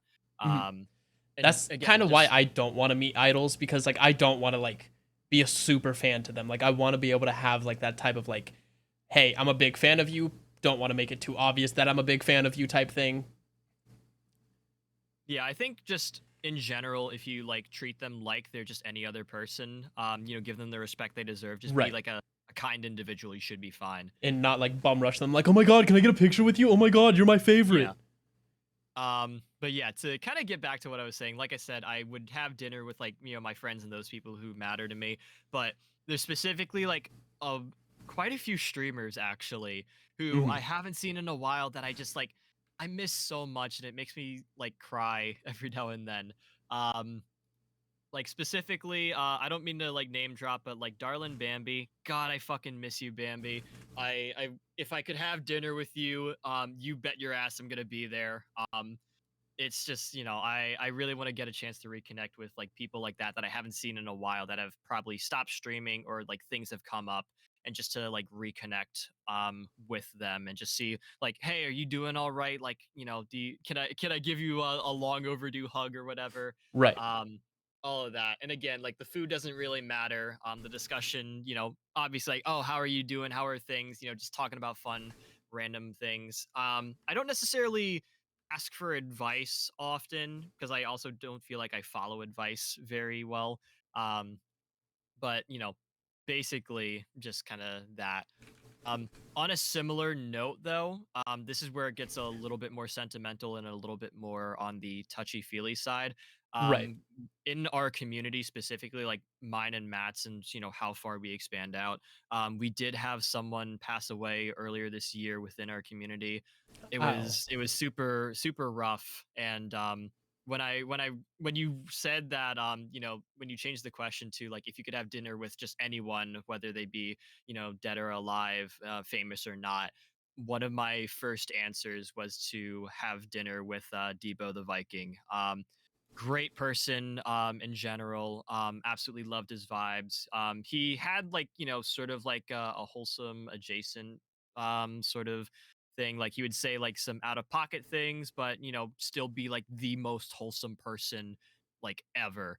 right. Um, and just like the concept of spending like another moment with him before he like keeps moving on to like the better Crossing side over of, that rainbow bridge. yeah, like it just I really I really wish I could get that last moment with Debo, especially because like I wanted to do like I felt like I wasn't super big within his community specifically, and I wanted to do like more games with him and wanted to spend more time.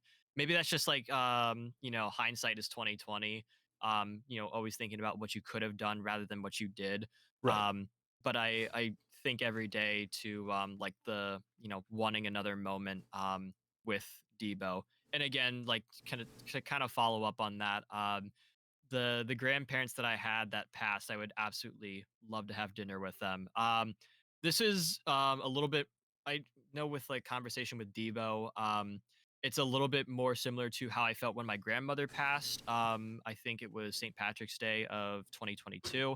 Um, I know my family had gotten a chance to go out and see her while she was in the hospital. Mhm. Um, but I, on the other hand, was in school, wasn't able to make it out, and I felt really bad when I got I think it was a text message or a phone call from my mom saying, "Hey, your grandmother passed. I'm sorry to say that." And like after I got that, like 15 minutes later, I had to go to class. Oh, It was it was kind of a rough moment. I and just like this like thought process of like, damn, I really wish I could have spoke with my grandmother one more time, even if she was gonna cuss me out from like the dementia and everything. right. Um, I had a but similar experience with my grandma. yeah, Like I went out to visit her in 20 the start of 2019 because she was on her last leg. And I went to go see her and she was cussing me out and I'm like, "Grandma, I'm your grandson." And she's like, "I don't know who you are." So it's definitely crushing like having to lose a family member to dementia and yeah, stuff like that. Cuz the following year my grandfather had passed for the same reason, but I got a call while I was at work and almost broke down in the middle of my shift and had to ask my manager like, "Hey, I need to leave." And my manager was at first was like, "Well, why?" And I explained to them like, hey, "I just got a call that my grandparent passed away." And at first they kind of just looked at me and they're like, "Oh, okay." And just told me to go yeah, clock out. And then like the next day I come in and they're like, "It didn't dawn on me until after you said it and left that they passed." And they're like, "Are you okay? Is there anything we can do for you?" But it's this the same time, like it's definitely hard and it sucks and it's a very touchy subject to just bring up anybody or to anybody, I should say, yeah. like just in So general. again, it's sort of that idea that like I wanted to get like one last moment in before they cross the rainbow bridge. Um, but to kind of like turn things in a little bit more of a positive note, one of the other grandparents, I would want to, Mhm. talk with is my grandfather. He was a fantastic individual. He did so much for, his community. Was, someone I looked up to, whether I thought about it directly or not. Um, he was a carpenter. He was really smart. I would look to him for like engineering questions or like for my engineering challenge. If I had like, something I needed help with, I would reach out to him. He was Right. just like a super good guy. And it's not necessarily like I would want to get like another moment in with him before his passing, but it's just, like a reconnect to say like, hey, what's up? Hey, this is how I'm doing. Like, obviously, I think he knows how I'm doing right now. Like, I feel like, everyone's always watching. But it would just be nice to really like get like another moment in with him, just Right. to catch up and say Catch up what's up and and everything. relive those memories and stuff like um that. Although this one specifically, I feel like I do have a specific food that I would go for. So do you want me to And put away the pasta and candles? no, it should be fine. I feel like spaghetti should be fine, but if I remember correctly, my grandfather was a big fan of meatball subs, and Ooh, I believe would also drink milk with the meatball subs. It's a little bit of a strange thing. That and if not milk, we would always share bottles of Pepsi in our time together. So having like some sort of meal like that with right. him, I feel like would be, you know, really fitting. And I think also with my grandfather, I would look up to him more as a mentor. Kind of like what I said, I looked up to him in one way or another. Look to him for advice, for kind of answers to questions, whether they be in a more like direct, like, hey, I need help with this problem that I'm, dealing with in an engineering challenge, or just like, hey, I'm lost in life. Can I get Right. some advice? Like you looked up to him as like a confidant basically. Yeah. And like when I reflect back on the things that he did for his community, he did a lot of missionary work down in the Dominican Republic, Mhm. and he was specifically trying to set up like communities. So he would teach people how to do certain tasks, and then others in the community would rely on them, and then there would be like a currency system that would flow around, and you get this overall community building. That sets up, rather than just giving people money and like sending them to do whatever, Right. because in the end, like you can either give someone fish or you can teach them how to fish, Right. and it's that latter option that I really admired in my grandfather. That's kind of like my grandpa who's he's still living and he's down in San Diego. I talk to him every week. Like I make it a habit to give him a phone call at least once a week when I'm driving to work or if I'm sitting at home. And he was very similar too. He was a plumber by trade, so Yeah. he would do his job and like if it was something that he knew was could be get done like super simple, super quick, and like he was going over to somebody's home who was either struggling or like they were older, he'd tell them like, hey, I'm gonna give you my buddy's phone number, give them a call, they can come out and fix it later tonight. Just call them after like 5 p.m. and like he would then go back out and do the job for them for free. Yeah. And he's definitely like a big role model in my life. Like I look to him for support and just to have a nice conversation and to like rekindle like old relationships, because there was a time where like I was like it was very rocky between like that side of my family and me. Yeah, I definitely understand that. And I get it. It's like for my grandfather specifically, like I wanted to attend his funeral, but at the same time, I had a small DJ gig that I had the opportunity to do Hmm. like that weekend that the funeral service was being had, and my mom went to it, but she told me like, "Hey, stay here. It's what your grandfather would have wanted you to do." That's good. Like doing like knowing that he would want you to do Yeah, your DJ and gig. I Sorry, I think had that to was put the my same name thing. tag on.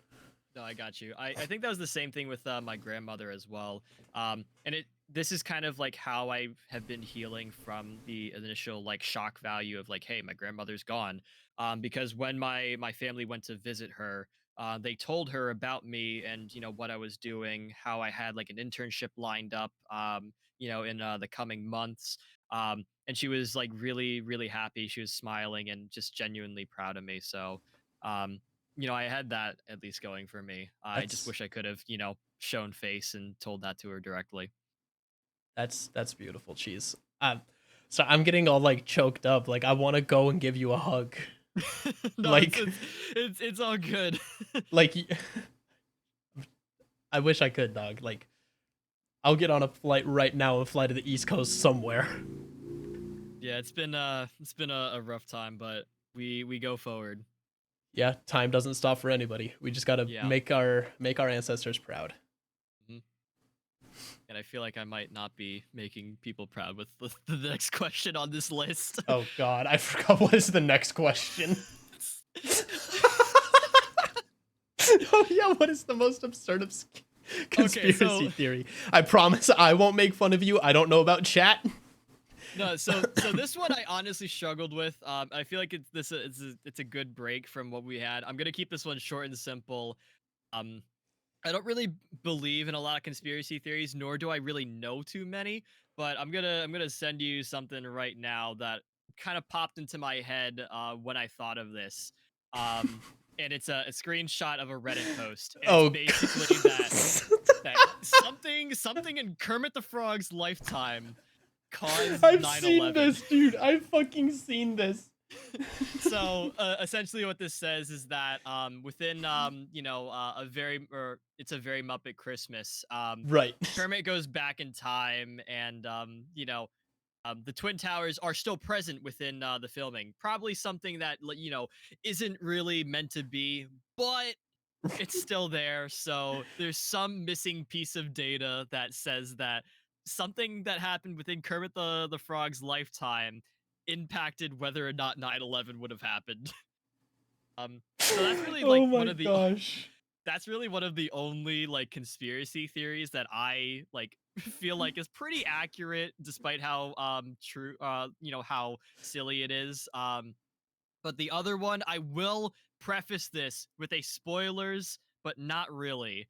Um, because the one that I sort of believe in, that I wish was true, but I Uh, think it's about to be proven wrong, is that I kind of wish that the DDLC characters weren't actually from DDLC, like the game theory video had said, and that they're actually from some horror game that Team Salvato is developing outside of DDLC, right. following something similar to like Portrait of Markov that Yuri was reading with MC. Just the idea that the characters within this like lighthearted seeming game are actually not from this universe at all. They're in, like all their memories are forgotten and somehow rekindled out of the blue within Act 2 of DDLC. Mhm. To where like something needs to happen. I think there's a lot of game files that supported this early on, but nowadays I think things have changed within kind of the DDLC lore. I just think it's a super cool concept that you take, sort of like what I said with um Demoose Parables and Ampersand.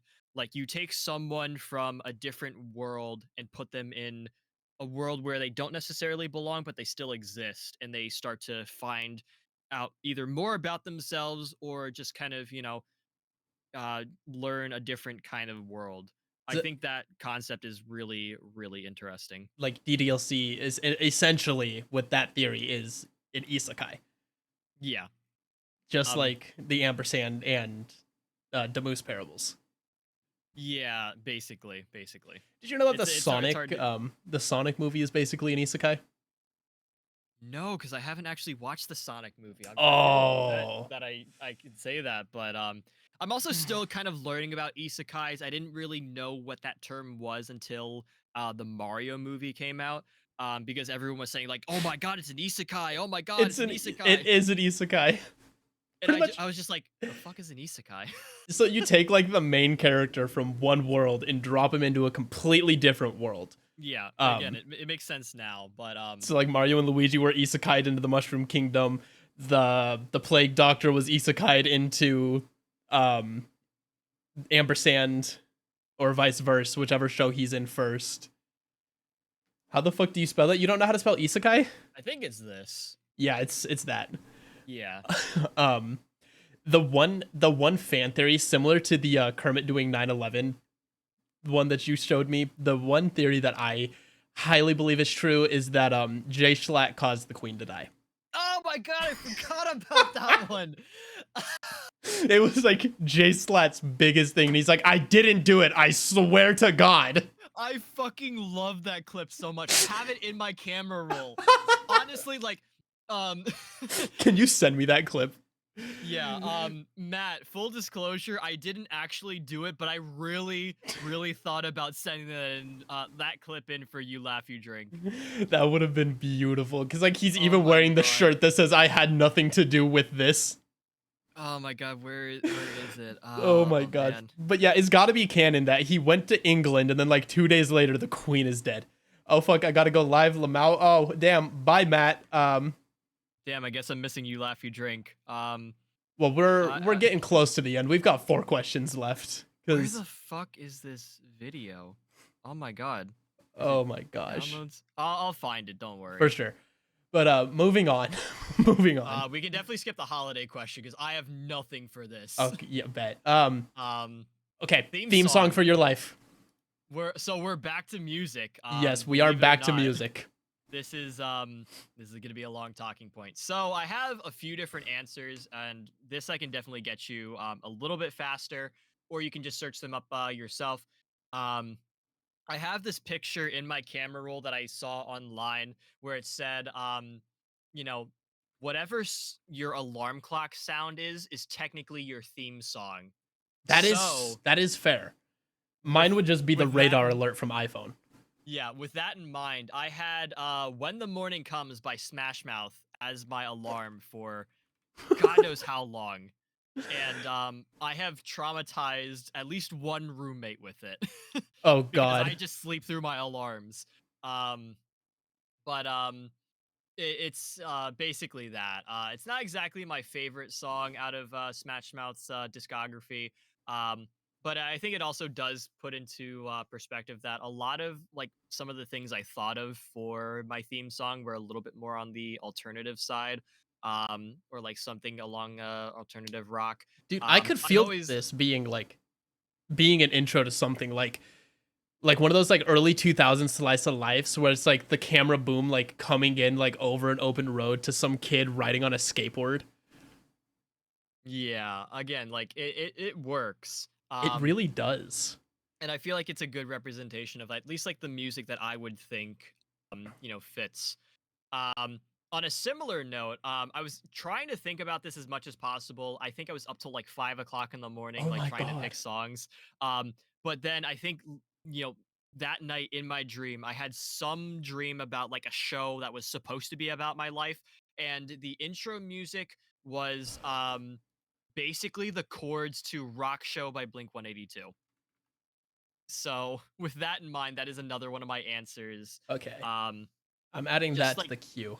yeah, again, it's a similar vibe to "When the Morning Comes" and a few of the other songs I have on my list. Just kind of like good vibes, good energy, um, alternative music. Again, I have some other stuff on here, such as "Welcome to Paradise" or "Holiday," both by Ooh, Green Green Day. Day, beautiful. I have that album on vinyl. That's off of their Dookie album, right? One I of them is off forget. of Dookie. Yeah, I think "Welcome to Paradise" is Dookie. "Holiday" was what is it? American Idiot, because it transitioned into "Boulevard of Broken Dreams." Um, but specifically, these two songs were both featured in the movie Surfs Up with the surfing penguins, and I just I think watched that movie Holiday. like last Yeah, week. Holiday was I think the early opening song, and then Welcome to Paradise was just another, intro or like early on song Right. that came up. Um Super good songs. I yeah, love how so your music taste branches across everything. it does. Like so full disclosure, like I grew up listening to country music and Oh, like, old gross. school dance music. Like country music isn't bad. I It's will not. throw It's that not. out there. I'm It's saying not gross, bad. but it's not gross. I have country music in my stream music. Like there's good country music, believe me. I Chicken say Joe is that. the sorry spirit animal. Love that. I feel that. Um, I'm also still looking for this fucking video of Jay Schlatt. if I Um, if I had to pick my intro song for like my life, it's got to be Frolic from Curb Your Enthusiasm. yeah, that's gonna be a good one. Sorry, I did have one other, or actually technically two others, and a whole bunch of other songs on the list. But I was trying to think of like what song represents me and kind of my music taste, what represents my life, what represents like going on in my head. And the two that came up were Titan featuring Nolan Van Lith by Crane, like Krane, and Reams by RL Grime. Those two songs are very similar. They're written in the same key. I think they're the same. No, I think they're about the same tempo, but it's also the same kind of vibe. Um, and I feel like when I often recommend, songs, to people, it's along this line. I believe both might be in dissociation. Titan probably is. They're two of my favorite songs, like Mhm. ever. I love the vibes. I remember specifically I think it was 2021 when I was doing really shit in one of my internships. I was in a Target, like looking around at a variety of different things. I think mostly toys. Have you applied for a And Target Red Card? You could save 5% on your purchase. I already have a Target Red Card. Whoops. Good um, fucking shit. Good fucking shit. but yeah, I was looking at like a bunch of stuffed animals. I think some Legos, and in my headphones, Titan comes on, and I damn near almost cried in that Target. Like just the intro chords really hit me a different way, and it was something else. I really do like, they are some of my favorite songs, and I feel like, time and time again, after asking myself like, oh, what kind of song is my theme song, like the Titan specifically would keep coming up and playing in my head. September 3rd, Crane is going to be playing in Los Angeles. LA, I don't have tickets or money to get over there. Come on. I swear to God. Yes, Bro, Sunday at 7 p.m. I can't tell you how upset that makes me. I've wanted to see Crane live for so fucking long. Oh, Hop in dude, the Outback and come on over. bro. I'm gonna cry, man. I want to see Crane so bad. Crane, RL Grime, and Nightmare are like the three artists I need to see live. What? Nightmare, I feel like his sets are, I can kind of expect what it is, but Nightmare's just been like such a great artist for me. And then RL Grime, again, another great artist, but a lot of like his music has been influencing me nowadays. One artist that I would love to see live is Suicide Boys. They've got some pretty good music. They do. But if I'm going like throwing it back to like older music that I listened like love to listen to, I would love to see the Foo Fighters like before the passing of their drummer. Yeah. Like I would love to go see them. It's actually kind of ironic because despite not seeing like Crane, RL Grime, or Nightmare, especially when Nightmare was like performing in upstate New York, near my college, I've seen quite the diverse, set of performances. Mhm. Specifically with Summerfest in Milwaukee, because I was literally like an hour walk away Damn. An from hour the venue. walk? Yeah. Damn. It's And you like getting your steps in.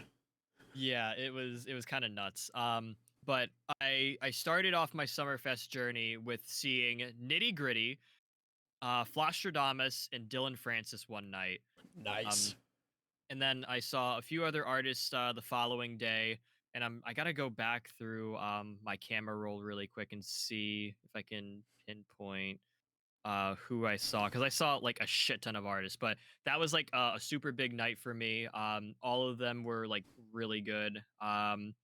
It's a very good moment. I saw Blue Oyster Cult. Um, Ooh. who else? Did they play I Don't Fear the s- Reaper?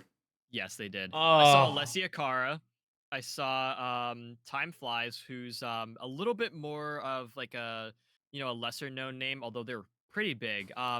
I knew them from Vanos Gaming. They had one of their outro songs as um one of their the Time Flies covers of Alcohol by T-Pain and Jamie Foxx, I believe.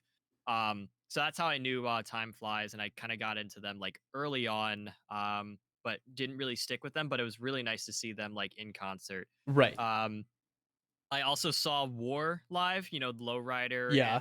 and what was the other song they did? I can't remember off the top of my head. Oh, Why Can't We Be Friends? Oh, I great saw, songs. yeah, I also saw Lit. I saw them perform My Worst Enemy. I saw Village People. Ironically, again, this is a diverse list. It is. Um, I saw a little bit of Casey and the Sunshine Band. I saw Third Eye Blind. I saw a little bit of Lupe Oh my god. Fiasco. Dude, Lupe Fiasco, he is a beautiful musician. Kick push Um, banger. for real. I saw another indie artist by the name of Child. Again, found them through Vanos Gaming. They're Mhm. phenomenal music. And I think that's Child with three eyes. Really good music. Just the crowd in front of me was just kind of shitty. Right. So I felt really bad. And then finally rounding out my Summerfest list, Charlie XCX. Is that why you told me to play Vroom Vroom earlier? Okay, Vroom Vroom is not my favorite song from Charlie. I really don't like the key change halfway through, which is Right. why I did an edit of the song and mashed up with something more dubsteppy. Um, but God, I fucking love Charlie's music so much. Like if you've heard Unlock It on TikTok, if you remember I Love It by Icona Pop featuring Charlie XCX, I will say singing that with a whole bunch of gays and e-girls, just blasting that, across the arena Right. it's a different fucking experience. Also, Charlie's Crash album is amazing. I love it.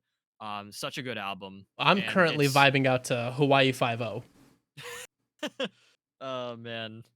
But yeah, Charlie is one of my top favorite shows that I've ever been to. Such a good experience. And also I went as Cheerwedge, so that was very fun. That is beautiful. The only concert that I can remember going to in recent years was the iHeartRadio Music Festival back in 2018, where I got to see Greta Van Fleet. I think Little Uzi was there, Logic was there, and somebody else. I can't remember who, but I was mainly there to see Logic's set. But that's when I first got introduced to Greta Van Fleet. I have one of their vinyls, and they have such this unique tone. They hate getting compared to Led Zeppelin, but it's such a very Zeppelin tone. I remember the name. I think it's Highway Tune. I'm searching in the wrong playlist, but I like Highway Tune more than the similar Led Zeppelin counterpart. Right. Highway Tune is a great song. Bro, I fucking love Highway Tune. I just jam out to that shit. What is their latest album? Not their latest, but the Battle at Garden Gate. Have you listened to that album? I have not. I haven't really gotten into Greta too much. I probably need some recommendations. So if you want to send those in my DMs, I will feel free to do so. Definitely do that. But yeah, I am gonna progress forward more because I do have to end stream relatively soon because I do have something else going on tonight. I feel like you and I might have touched on this already, but a moment when you stepped out of your comfort zone. What did you gain from it? Oh God.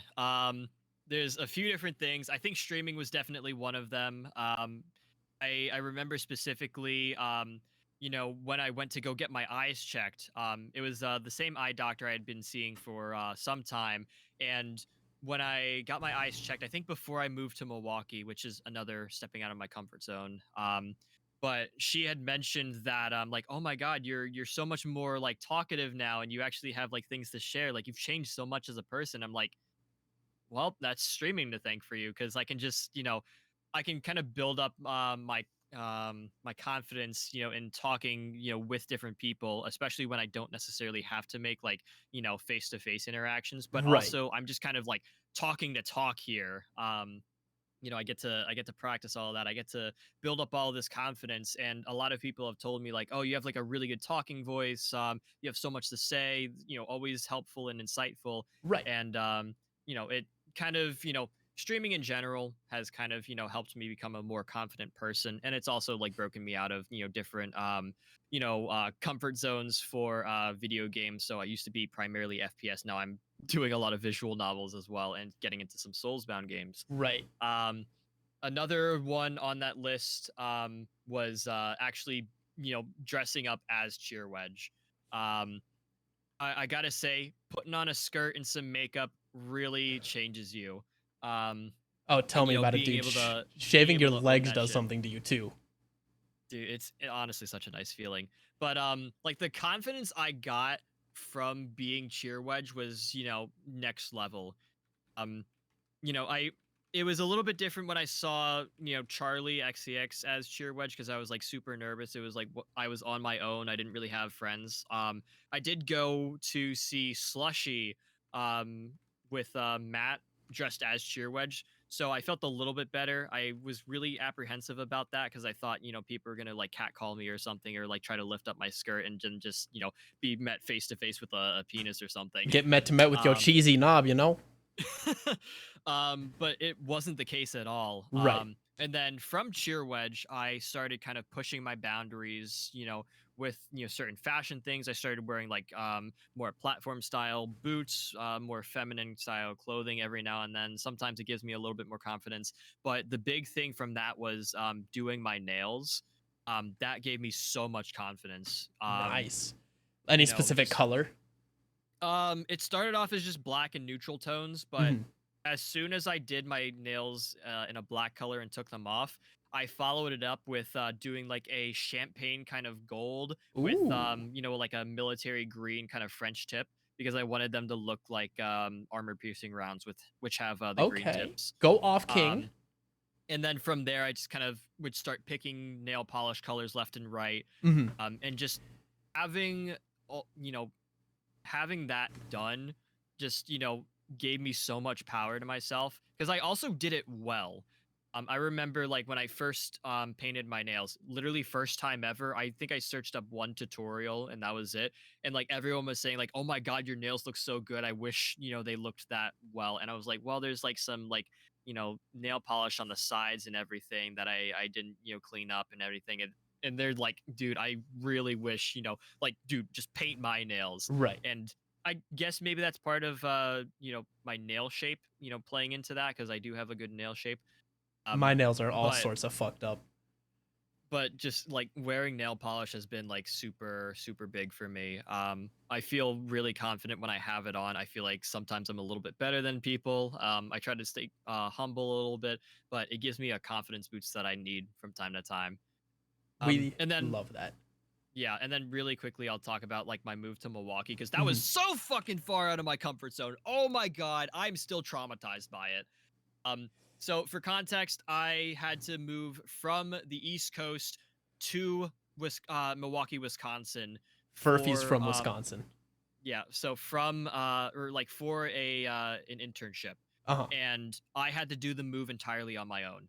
Fuck. So, well, like my mom helped set me up with like the pathway to get to my new apartment and everything, right? Which was really good. But everything else was just me. Like I had to pack up my car all the way. I had to check into all the hotels and everything. And once I was out there, I was out there. There was no turning helping back. me. Like I think I had some relative connections in the area, like somewhat nearby, but it was literally just me out there. I think one of the closest people other than like my fellow interns and coworkers was Lex Vapor, who lives closer to Chicago. And Lex Vapor gave you that one. I was reading in your chat yesterday the stream elements thing that popped up. It's like the tiger butt or the Lego something. Yeah. Lex is a fantastic individual. But yeah, like I was basically like out in open water with nothing to really like, put myself forward to. So I had to learn how to do like all this adulting stuff, taking care of my own apartment, getting groceries. I had my car fucking broken into, so I had to do that. I had to figure out what the hell was going wrong with my oil while I was there, all while picking up a new job, trying to get acclimated with that, trying to get through everything.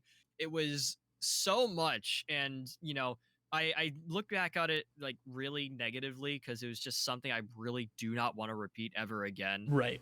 Especially the breaking into my car. Please, for the love of God, I have nightmares about that every day. Do not move to San Francisco then. Yeah. To be fair, I was in a really bad part of Milwaukee. I was right next to Marquette's campus. It was really shit. And like other interns were housed like a little bit more towards the better side of the city. Right. So they just kind of gave you they gave you the shitty part of town. Yeah. So it was definitely going outside of my comfort zone, but I gained a lot of experience. Like I can say like I actually like moved out, on my own. I did all of that on my own while still trying to balance everything else. Did I do it perfectly? No, and I'm never going to give myself the credit for that. But, it's just it's definitely a big like jump out of a comfort zone. Like a big jump is kind of an understatement. An understatement. It was a 14-hour drive. It's like you're getting thrown into like the middle of an ocean basically, and like you have to navigate it yourself. It was so so much to take care of. Right. Like, I'm surprised I got through it. And then, like I said, like I kind of look back on all the things that I did wrong, and just how much I could have done more. But at the same time, I really should be looking at it like, look at how much you accomplished. Like you got through an entire internship. You did all of these different projects. You took care of your car on your own. You were able to manage paying rent and still have enough money for food and everything. right. Balancing that out, trying to balance your life and everything. Even if you didn't do it perfect, you still got some experience there. And you got to learn an entire new area, kind of go out, figure out what you wanted to do and do that on your own and everything. Like that's kind of how like it felt for me. Like I moved from California to Nevada like immediately after high school. I didn't drive myself or anything, but I packed all my stuff and my grandparents drove me out here. But like I moved out of my parents' house into my own apartment with my best friend, and that was a big step out of my comfort zone because it was, you know, juggling a job, juggling school, juggling rent, and then inevitably, having to forego school to just focus on rent and a job, which Yeah. has led me to still only going to work and rent and streaming, which I would also consider like a part-time job, but not only doing it as a job type thing. Like I'm doing it to get out there and like push myself out of a comfort zone of not talking and actually interacting with more people. Which is why like I'm glad that I've met the people that I've met through streaming, like you specifically, just stumbling upon your page randomly, and now here we are. Like I'm interviewing you. I'd consider you a pretty good friend, even though we don't talk like all the time. I'd consider us friends. Yeah, of course. Fuck yeah. And the last and final question. Yeah, I think We already kind of went over this, especially we your definitely go-to went over, like, playlists. yeah, I can always share some of the playlists that I have in the Discord. Feel free to listen to those at your If you're not in the liking. I mean, Discord, join the Discord. yeah, I will say like not every playlist is for everyone, but there's definitely a lot of good gems in there. Feel free to comb through it. Yeah. And finally, any parting words to give to the viewers? Doesn't have I to be think anything this- spectacular. Yeah, I think this is kind of gonna go back up to my quotes a little bit. Definitely flexible pants, be adaptable, um, learn to roll with the punches, play the cards that you have dealt. Um, that's definitely a big thing.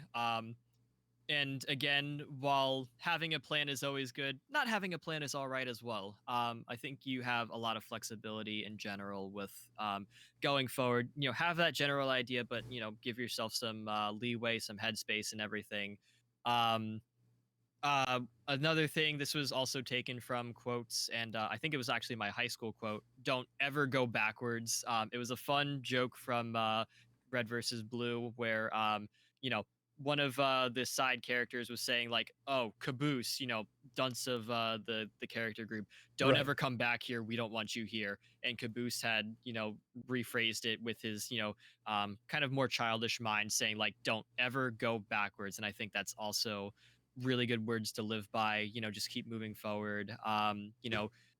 Work in or like live in the present. Shoot for the future. All of that. Shoot And for I the moon, think and if you miss, you'll land with the stars. yeah, and I think the last little like bit of advice. This is one that I didn't really touch on a lot. But it's you don't owe anyone anything. It's kind of hard to grasp at first. It's something I'm still working through myself. Um, but I have been in some really dark times, especially like within like the past year, where I always felt like I was trying to play catch up, trying to get people what I think they deserve, or try to deliver on projects that I said I would do this and this, and I ended up not doing anything. Hmm. And it got to a point where I really needed to talk to someone about it. And someone had mentioned to me, and I've seen it all over the internet too, like, you do not owe anyone anything. Work at your own pace. People are understanding, people are flexible. And if they're not, fuck them, get them out of your life. You don't deserve any of that shit. Um, Again, it's just you are only capable of so much. I know it's more with like mental health, but you are given in life like a set of spoons, metaphorically speaking. Each spoon gets allocated to various tasks throughout your day, and you only have so many spoons to use up. And if you try to use more than you have, you're going to end up getting burnt out and trying to do so much more. So I think if there's anything I can work on myself, and if anything I want to, have people, learn from myself, it's that you don't owe anything, you know, continue forward with what you do, keep yourself adaptable and flexible, and Keep on not having a trucking. plan is all right. That is some beautiful parting words, Cheese. Do you have any questions for me at all? Anything short, simple, based off of the interview, just anything you've had brewing in your mind?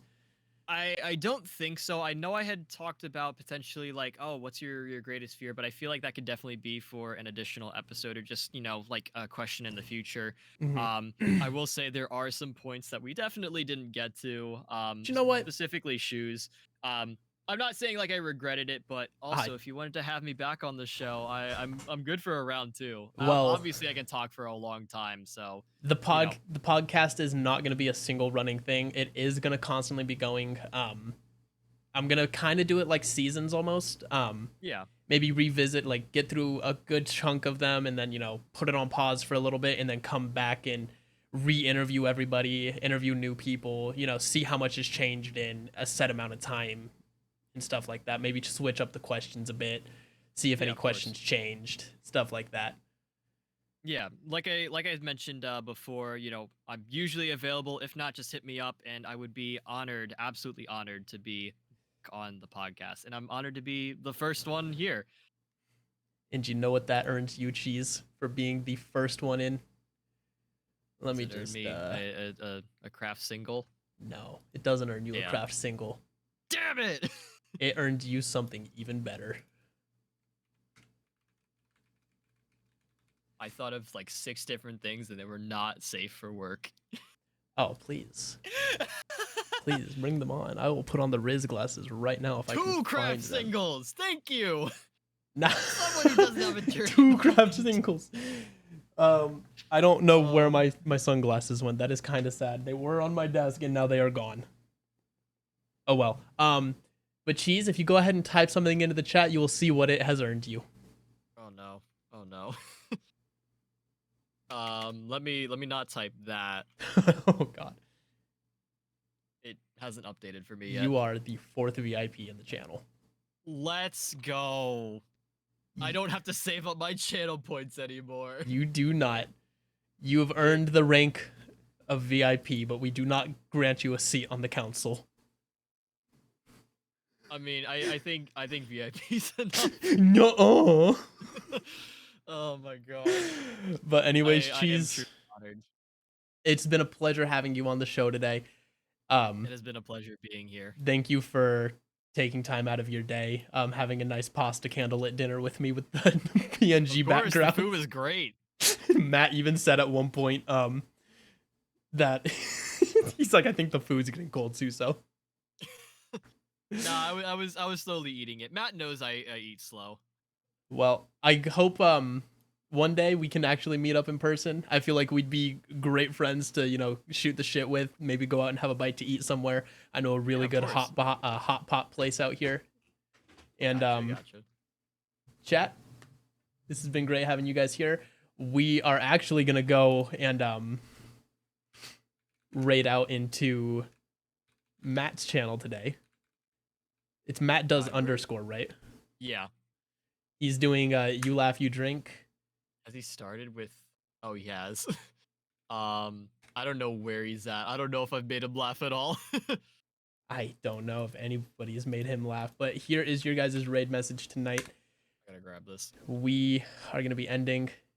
Go follow Cheese if you guys haven't already. Notcheesewedge. Yes, come follow me. Yes. There we go. Go ahead Monica and follow instead. him. Anyways, stay fresh, cheese bags. That's a line from Cheese. Hey guys, I know there's not really a proper ending to the podcast here, but I do want to give a big shout out to notCheesewedge for being the first guest on Suso's podcast. Honestly, it was a great conversation, very genuine. I really enjoyed how everything went, and we're looking forward to episode 2 featuring beloved member of our community. If you guys aren't already, go ahead and follow or subscribe to Cheese on Twitch. That's twitch.tv/notCheesewedge. Huge shout out to him. Thank you all for watching the podcast. I hope you guys thoroughly enjoyed it. If not, let me know. If you did, cool. If you didn't like it, I'm still going to be recording them. Fuck you guys.